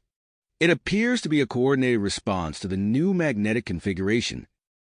Frank took a deep breath, realizing that they had entered a new phase of Earth's transformation. He opened a channel to the Global Council. "This is Dr. Frank Richardson. We've managed to stabilize the immediate crisis, but Earth has entered a period of unprecedented change. We need to mobilize all available resources to adapt to these new conditions." As he spoke, Frank's gaze was drawn to the holographic display showing the crash-sieged ship in Antarctica. Lita's team was already approaching the site, braving treacherous conditions to uncover its secrets. "And we need to prioritize the investigation of that sieged ship," Frank added. "It might hold the key to our future on this transformed Earth." With the immediate danger past, Frank knew that their greatest challenges, and perhaps their greatest opportunities, lay ahead. As he prepared to coordinate the global response to this new reality, he couldn't help but wonder what other secrets the progenitors had left behind, waiting to be discovered on this ever-changing planet. Earth, once teetering on the brink of catastrophe, now stood at the threshold of a new era. As the dust settled from the sieged ship's impact, Frank Richardson and his team found themselves thrust into the heart of unprecedented global changes. The Arctic facility buzzed with activity as researchers pored over data streaming in from newly activated progenitor installations worldwide. Frank leaned over Dr. Robertson's shoulder, studying the holographic display of Earth's rapidly shifting geology. "These aren't random fluctuations," Dr. Robertson said, gesturing to the pulsing lines crisscrossing the planet's surface. "The progenitor tech is initiating controlled geological changes on a massive scale." Frank nodded, his mind racing with the implications. "We need to understand the full extent of these alterations. Set up monitoring stations at key locations and coordinate with the Global Council for resource allocation." As the Arctic team delved deeper into the mysteries of the progenitor installations, Frank's attention was drawn to the unfolding situation in Antarctica. He opened a secure channel to Lita's team. "Lita, what's your status on the siege ship investigation?" Lita's voice crackled through, tinged with excitement. "Frank, you're not going to believe this. The ship isn't just a vessel. It's a galactic ark. We've discovered stasis pods containing various alien species, including infants and cubs from predatory races." Frank's eyes widened. "Alien infants? Are they viable?" "Initial scans show stable life signs," Lita confirmed. "We're setting up a secure facility to study and potentially revive them. Dr. Chun is leading the xenobiology team." As Frank processed this information, Dr. Robertson called out from across the room. "Frank, you need to see this. The progenitor installations are releasing specialized compounds into the atmosphere. Earth's ozone layer is regenerating at an unprecedented rate." Frank hurried over to the environmental monitoring station. The data was clear. Earth's protective shield was not only healing, but thickening beyond normal levels. "This changes everything," Frank muttered. The enhanced ozone layer could allow for safe integration of species from different atmospheric compositions. Over the following weeks, Earth's transformation accelerated. Frank coordinated efforts between the Arctic and Antarctic teams, overseeing the study of progenitor technology and the careful extraction of alien stasis pods. In Antarctica, Dr. James Robertson worked tirelessly with the xenobiology team to develop a protocol for safely awakening the alien infants. After numerous simulations and careful preparations, they were ready for their first revival attempt. The team gathered around a specially designed incubation chamber. Inside, a stasis pod containing a cub from a species known as the Vextor hummed softly. Dr. Robertson inputted the final sequence, and the pod's cryogenic systems began to disengage. As the mist cleared, a small, fur-covered creature stirred. Its eyes, a startling shade of violet, blinked open. The cub let out a soft chirp, surprisingly delicate for a being from a predatory species. "It's a female," Dr. Chen whispered, checking the readouts. Vital signs stable. No signs of distress. To everyone's amazement, the Vextor cub focused on the humans surrounding her. Instead of fear or aggression, she displayed curiosity, reaching out a tiny paw towards Dr. Robertson. "Extraordinary," Dr. Robertson breathed. "She's imprinting on us. This level of trust is unprecedented." As news of the successful revival spread, the Global Council convened an emergency session to address the ethical and security concerns surrounding the alien infants. Frank found himself in the center of heated debates, advocating for the responsible integration of these new species. "We have been given an opportunity to become custodians of galactic diversity," Frank argued before the Council. "With the changes to Earth's atmosphere and geology, we are uniquely positioned to provide a nurturing environment for these beings." While discussions continued, Earth's transformation pressed on. The Planetary Coordination Network detected a series of anomalies in the upper atmosphere, tracing them back to the activated progenitor installations. General Marcus Steele, recognizing the need for enhanced planetary defense, initiated a global upgrade program. "We're integrating progenitor and nomad technologies into our existing military infrastructure," he reported to Frank. "These new systems will provide unprecedented protection against potential extraterrestrial threats."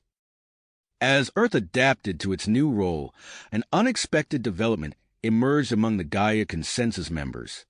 Several individuals exhibited an innate ability to understand and communicate with the revived alien cubs. Maria Chun, a Gaia Consensus member working with the xenobiology team, discovered her newfound talent while observing the Vextor cub, now named Zira. As Zira chirped and gestured, Maria found she could interpret the cub's needs and emotions with startling accuracy. "It's like, I can feel what she's feeling," Maria explained to Frank. "Not just emotions, but complex concepts. She's curious about us, about this world. She wants to learn." Recognizing the potential of this interspecies communication, Frank proposed the establishment of a galactic nursery initiative. The program aimed to create specialized habitats around the globe, designed to nurture and raise alien cubs alongside human children. The first galactic nursery took shape in a transformed region of the Amazon rainforest. The new climate conditions had created a unique ecosystem suitable for a wide range of species. As construction neared completion, Frank stood at the edge of the facility, surveying the lush alien landscape. Beside him, Zira the Vextor cub explored her new surroundings, her violet eyes wide with wonder. Frank watched as she interacted with human children, playing and learning together in this unprecedented environment.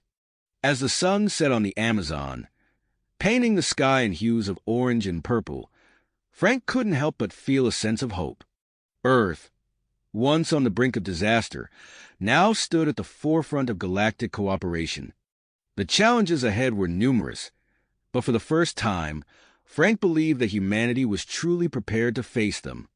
The galactic nursery buzzed with activity as night fell, a symbol of Earth's new role in the cosmic community. As Frank prepared to return to the command center, He knew that their work had only just begun. The transformation of Earth continued, and with it, the dawn of a new era for all species that now called this planet home. Home!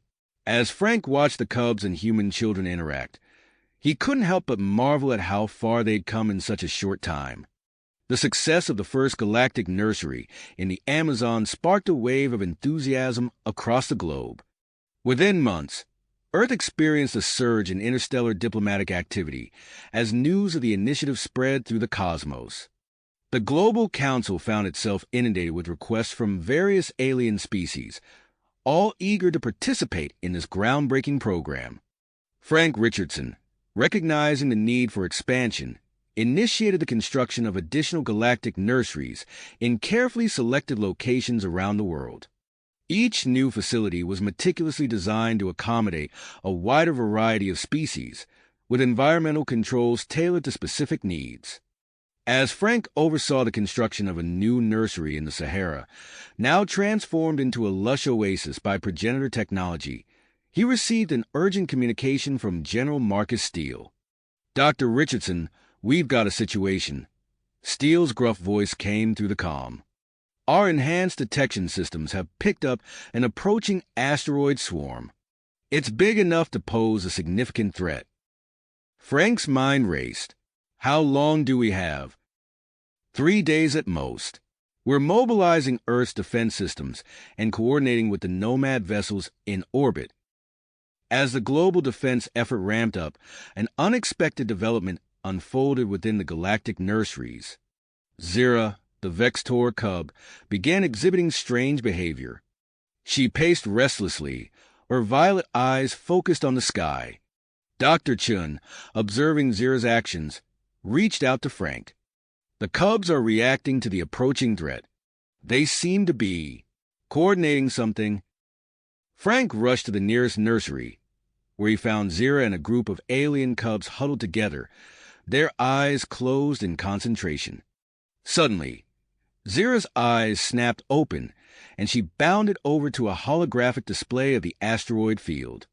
Using her paws, Zira manipulated the display, highlighting specific asteroids and tracing complex patterns in the space between them. Dr. Chun, watching in amazement, translated the cub's chirps and gestures. "She's showing us gravitational weak points in the asteroid field," Dr. Chun explained, her voice filled with awe. "The cubs are using their innate abilities to help us refine our deflection strategies." Frank immediately relayed this information to General Steele, who integrated it into the global defense plan. As the asteroids approached, Earth's response became a showcase of its new capabilities. Gaia Consensus members across the planet channeled their evolving abilities, reinforcing the planetary shields with pulses of energy. In orbit, human-piloted spacecraft equipped with progenitor technology engaged in precision asteroid destruction, their weapons guided by the insights provided by the alien cubs. The Nomad vessels, working in tandem with Earth's defenses, deployed massive energy nets, capturing and redirecting smaller asteroids. The sky above Earth lit up with explosions and energy discharges as the combined forces battled the incoming threat. In the command center, Frank watched the holographic display as the last of the asteroids were neutralized. A cheer went up from the assembled team, but their celebration was cut short by an incoming transmission. Dr. Richardson, a melodious voice spoke. "This is Ambassador Kron of the Galactic Council. We've been observing Earth's defense efforts. Your planet's ability to protect and nurture diverse species has not gone unnoticed. The Council requests a formal meeting to discuss Earth's new status in the galactic community." As Frank prepared for the diplomatic implications of their success, Dr. James Robertson burst into the room, his eyes wild with excitement. "Frank, you need to see this," he said, pulling up a holographic display. "I've been analyzing data from the seed ship and our observations of the cubs. Look at this genetic marker. It's present in every species we've encountered, including humans." Frank leaned in, studying the complex molecular structure. "What does it mean?" I believe it predisposes these species to form strong bonds with humans, Robertson explained. This can't be coincidence.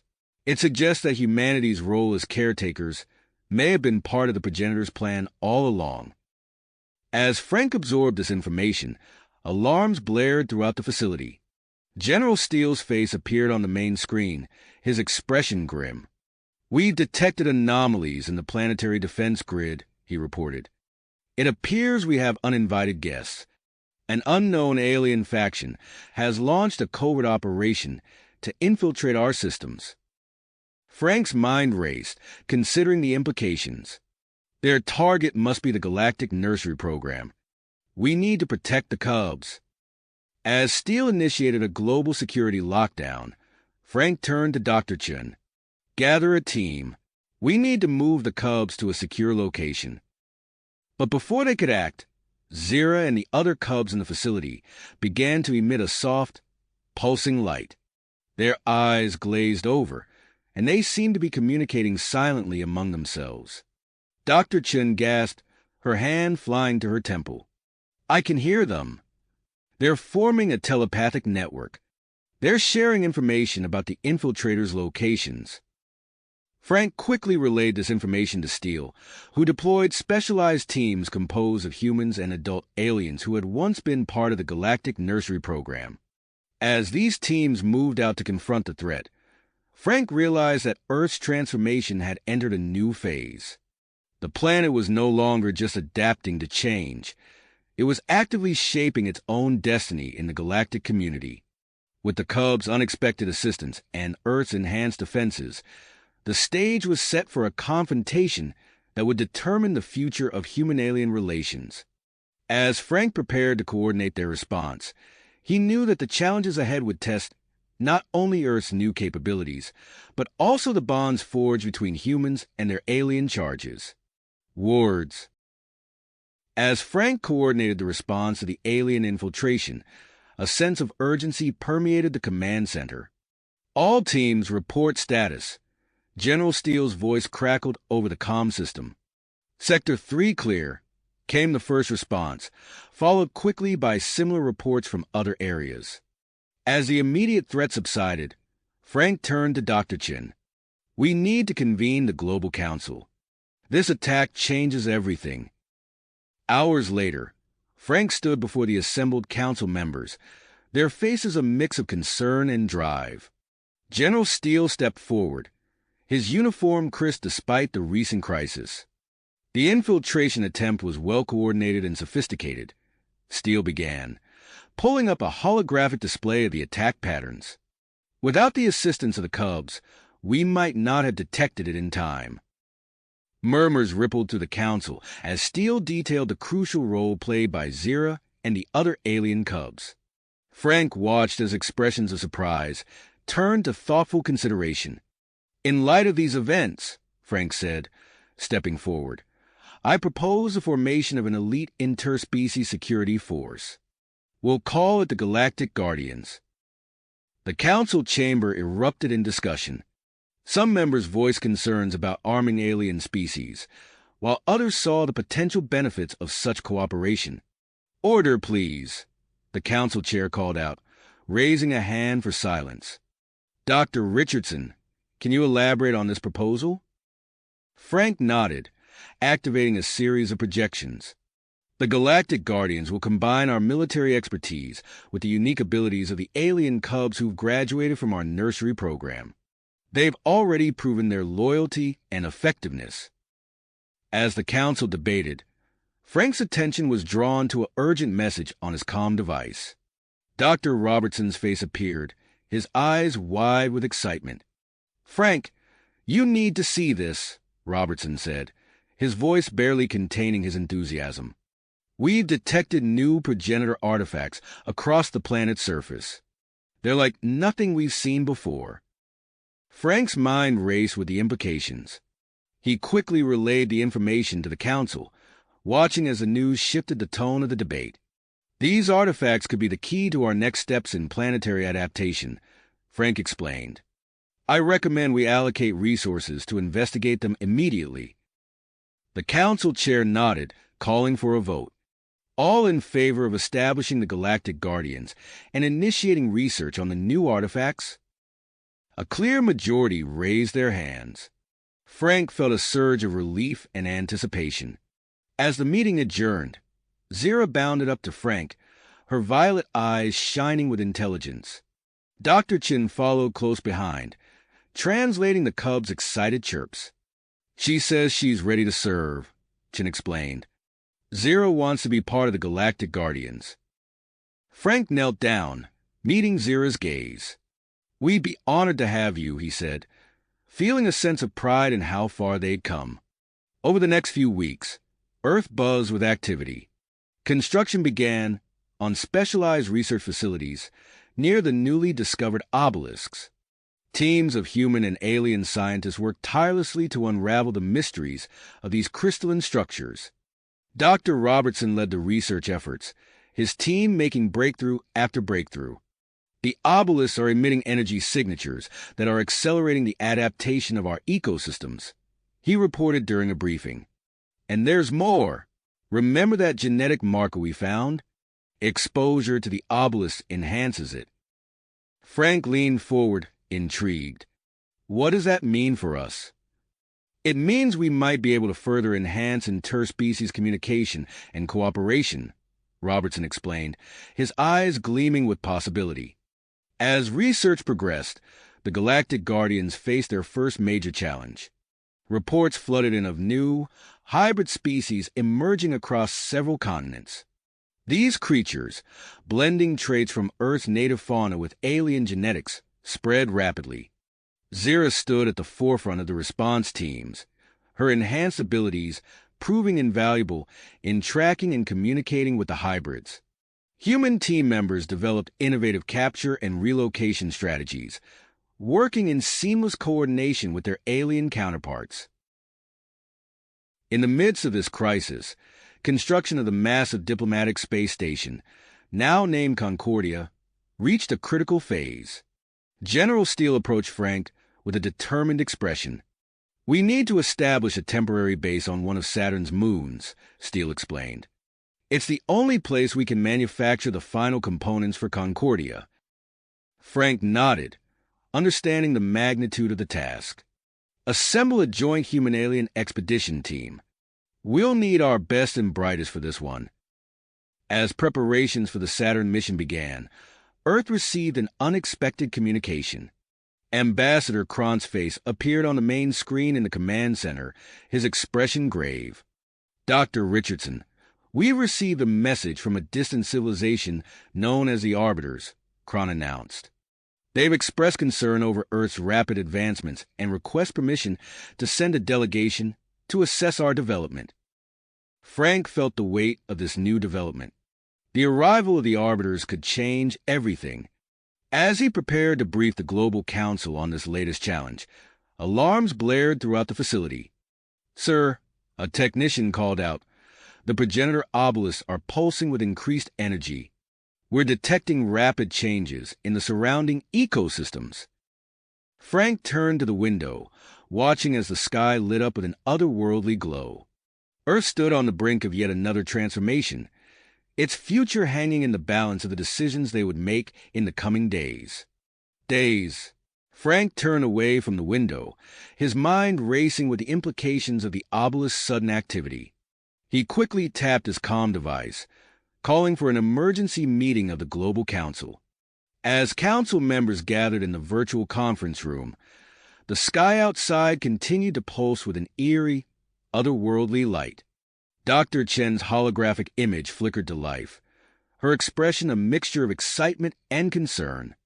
The energy surge from the progenitor obelisk is causing rapid changes in the surrounding ecosystems, she reported, pulling up a series of satellite images. We're seeing unprecedented biodiversity emerging in localized areas. The images showed vast swathes of land transforming before their eyes. Familiar landscapes gave way to alien flora, their vibrant colors and unusual structures defying Earth's natural order. General Steele's gruff voice cut through the stunned silence. We need to contain this. Now. Frank nodded, his fingers flying across his datapad. Agreed.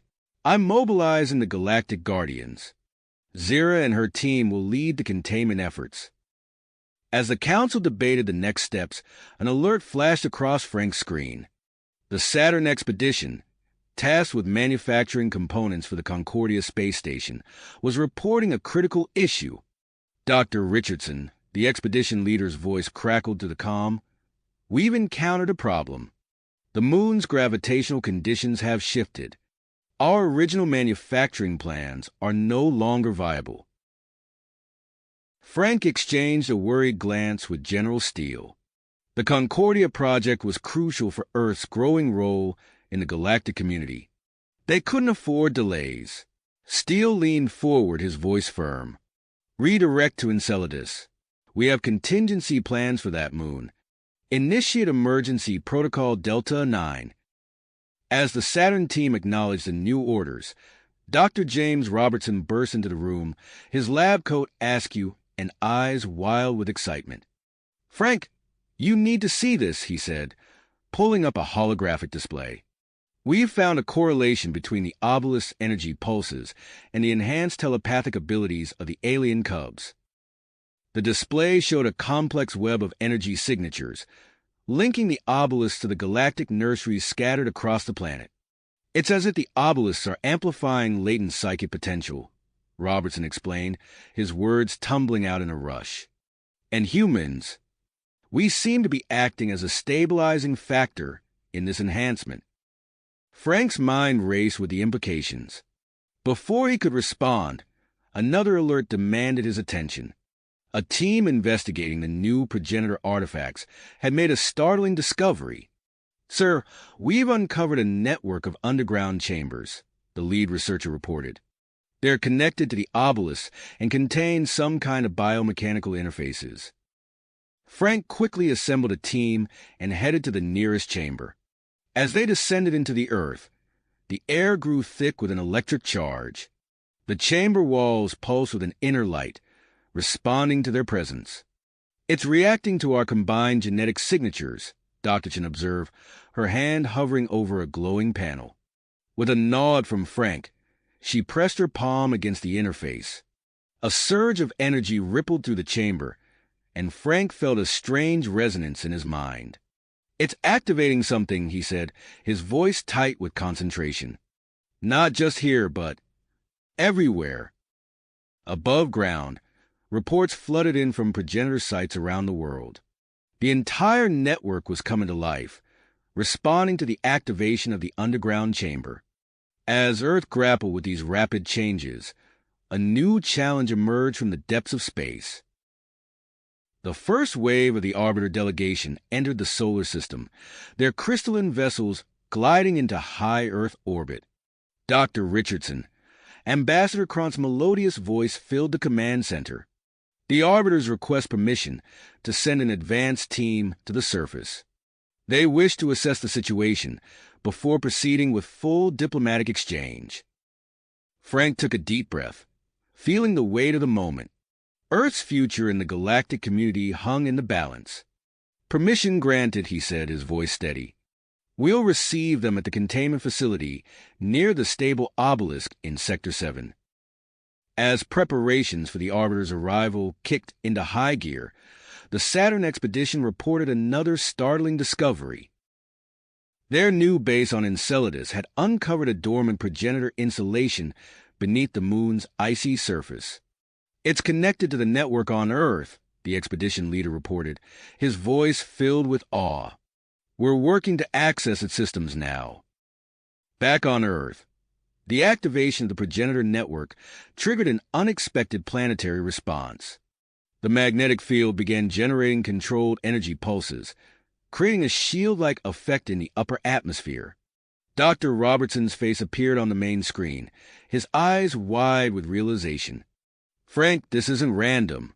The shield formation coincides with a sudden increase in solar flare activity. It's as if the planet is defending itself. As Frank processed this information, he received word that the Arbiter Advance team had begun their descent. He hurried to the reception area, where Zira and a select group of human scientists and Galactic Guardian members waited. The Arbiter's ship touched down with impossible grace, its crystalline surface shimmering in the strange light of the transformed landscape. As the hatch opened, Frank took a deep breath, prepared to face whatever challenges this new encounter might bring.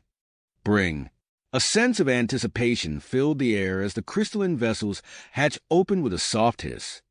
3 tall, slender figures emerged, their iridescent skin shimmering in the strange light of the transformed landscape.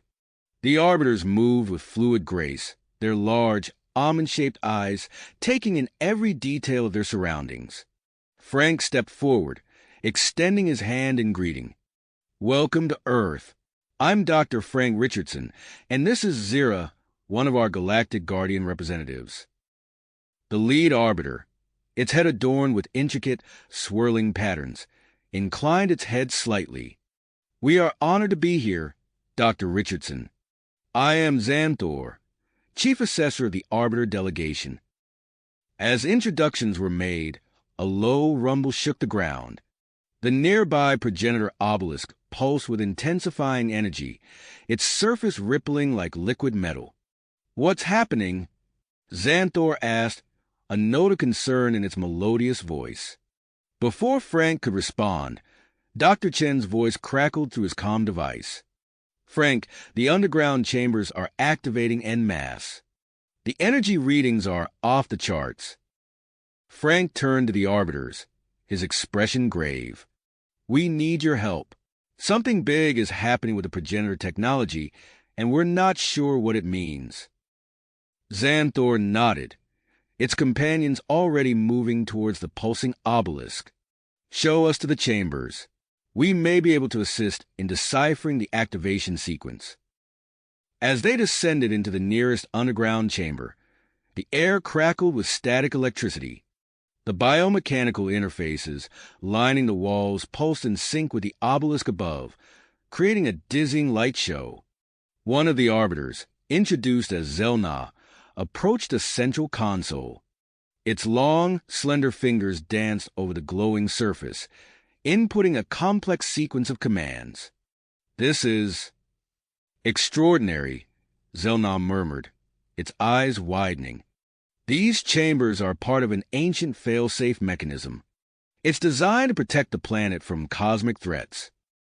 Frank's heart raced as he processed this information. "Are you saying we can activate some kind of planetary defense system?" Xanthor nodded solemnly.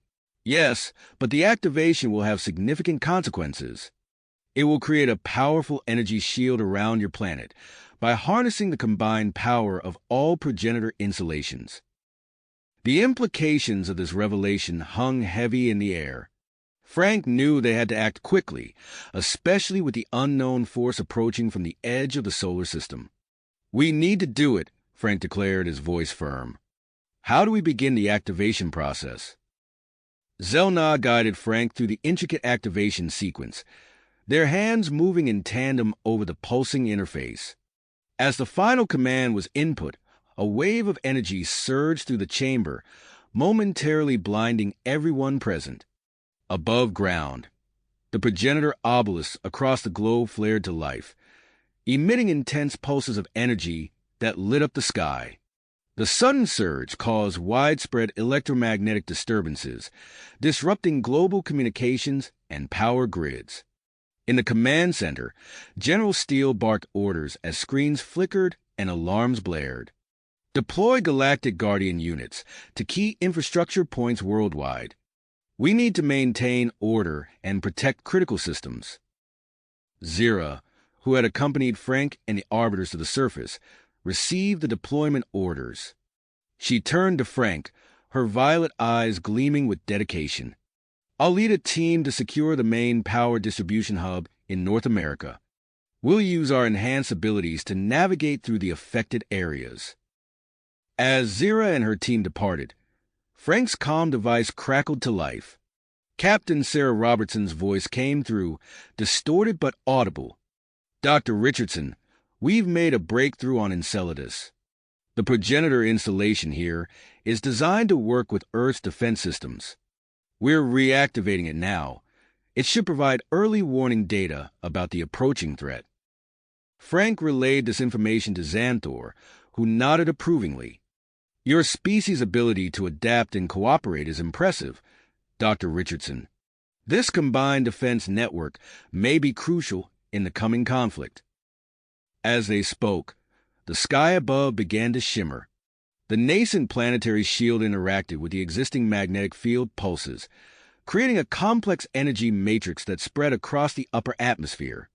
Dr. James Robertson's excited voice came through on the comm channel. Frank, you won't believe this. The shield is amplifying the telepathic network formed by the alien cubs in the galactic nurseries. Their abilities are expanding exponentially. They're communicating across vast distances, even reaching the Saturn expedition. The implications of this development were staggering, but before Frank could fully process them, another alert demanded his attention. The long-range sensors, now enhanced by the reactivated Enceladus installation, had detected the approaching force entering the outer solar system. General Steele's grim face appeared on a nearby screen. Richardson, we've got visuals on the incoming hostiles. It's a massive fleet of biomechanical ships, unlike anything we've seen before. They're deploying attack craft as they approach Mars orbit. Frank turned to Xanthor, who was already conferring with the other arbiters. The alien diplomat faced Frank, its expression solemn. Dr. Richardson, we recognize this threat. The arbiters offered to combine our fleet with your defenses. This battle may determine the fate of not just Earth, but many worlds across the galaxy.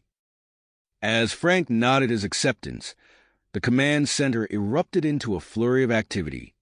General Steele began coordinating a joint Earth-Arbiter defense strategy, utilizing the newly formed planetary shield as a base of operations.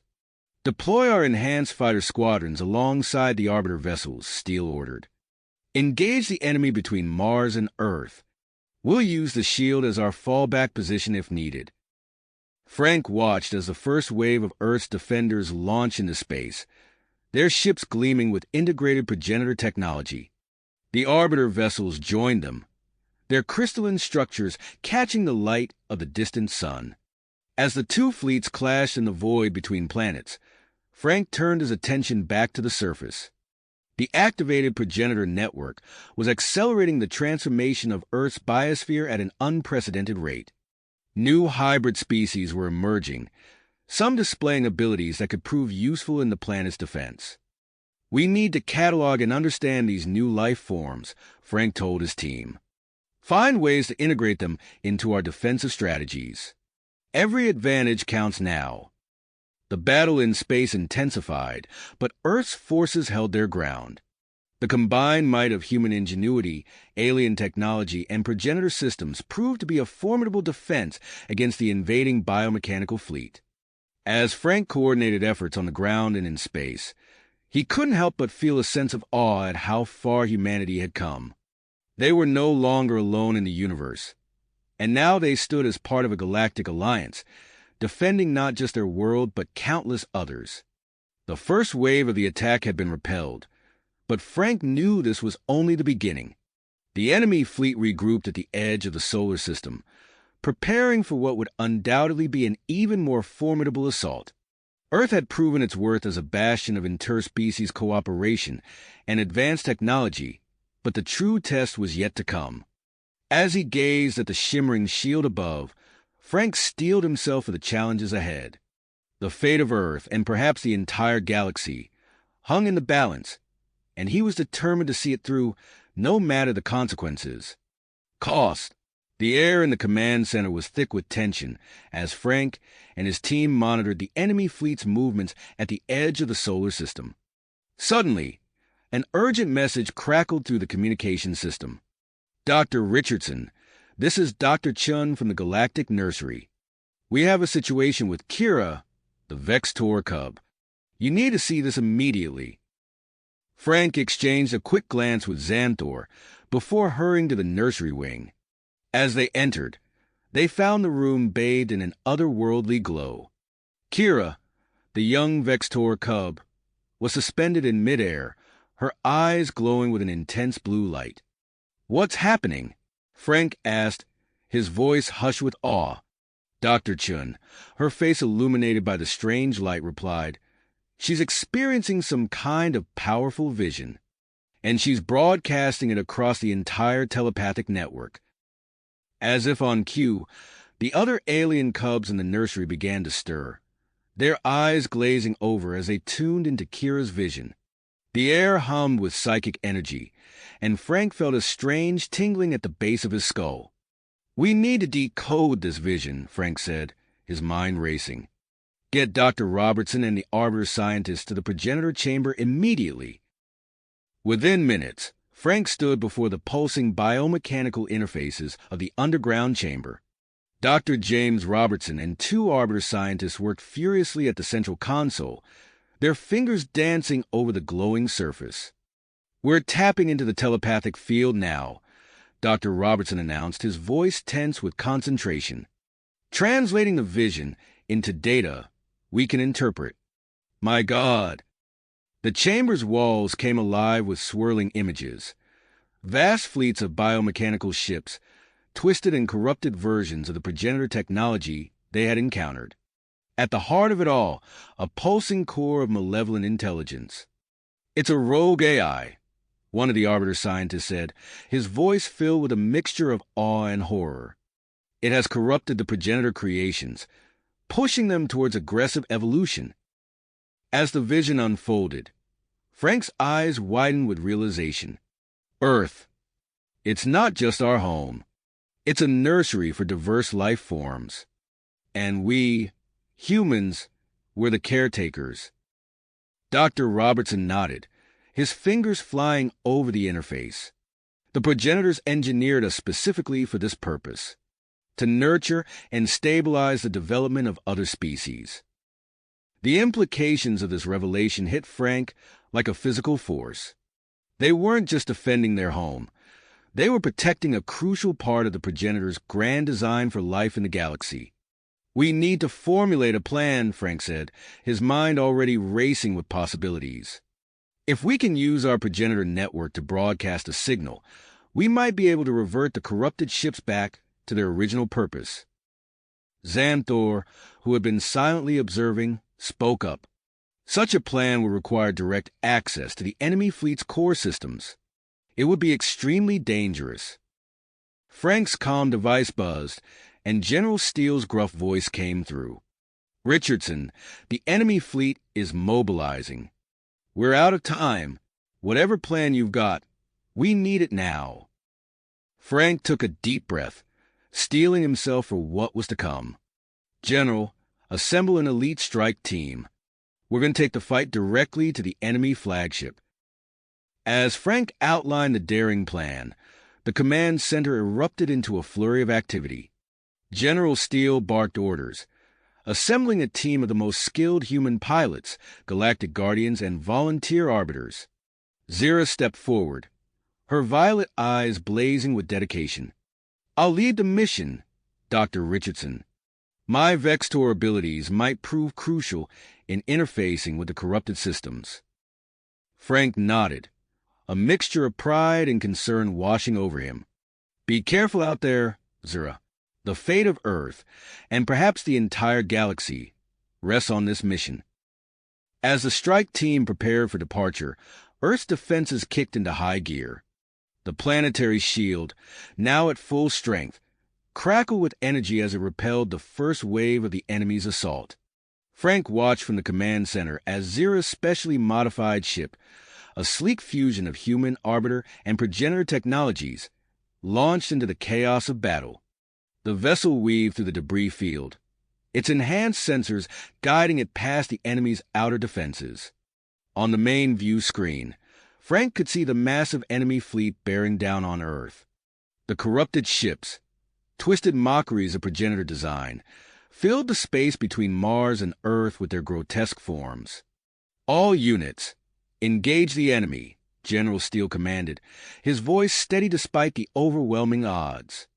By time for the strike team to reach their objective. Earth's defenders surged forward, their ships enhanced by the telepathic network of alien cubs. The battle erupted in a dazzling display of energy weapons and tactical maneuvers, the void of space lit up by the clash of advanced technologies. In the galactic nursery, Kira and the other cubs had formed a circle, their combined psychic energies creating a shimmering barrier that supplemented the planetary shield. The unexpected defense caught the enemy off guard, buying precious moments for Zira's team to penetrate deeper into the heart of the corrupted fleet. Frank's attention was pulled between the larger battle and Zira's progress. He watched, heart in his throat, as her ship executed a daring maneuver, slipping past the enemy flagship's outer defenses and breaching its hull. Therein, Dr. Robertson announced, monitoring the strike team's progress. Now comes the hard part. Inside the enemy flagship, Zira led her team through twisting corridors of biomechanical horror. Corrupted entities swarmed towards them, but the strike team fought back with a combination of advanced weaponry and the unique abilities of its diverse members. As Earth's defenses were pushed to their limits outside, Zira and her team finally reached the central AI core of the flagship. The corrupted progenitor systems pulsed with malevolent energy, resisting their attempts to initiate the reversion signal. In that critical moment, as hope seemed to fade, a surge of psychic energy poured through the telepathic network. Kira and the nursery cubs channeled their full power through Zira, their combined will slamming into the corrupted AI's defenses. Frank watched in awe as the enemy fleet suddenly froze in space. For a heartbeat, everything was still. Then, like a wave spreading across the stars, the corrupted ships began to transform. The twisted, aggressive forms melted away, revealing the sleek, purposeful designs of true progenitor vessels. The battle came to an abrupt halt as the once threatening armada became a vast array of exploration and terraforming ships. As the transformed fleet hung peacefully in space, Frank let out a breath he didn't realize he'd been holding. Earth had not just survived. It had reclaimed its purpose as a nurturing world for diverse life forms across the galaxy. The command center erupted into cheers, but Frank's thoughts were already racing ahead. This victory was just the beginning. Earth's unique approach to interspecies cooperation and its role as a galactic nursery would reshape the future of known space. As Zira's ship began its triumphant return to Earth, Frank turned to Xanthor, a new light of understanding in his eyes. "I think it's time we discussed Earth's place in the larger galactic community," he said, sensing that their adventure was nowhere near the end. You have reached the end of the story. If you enjoyed this story and want to support us, please leave a like and subscribe to our channel, and for every comment that says 88, I will heart every single one of them. Thank you for your time.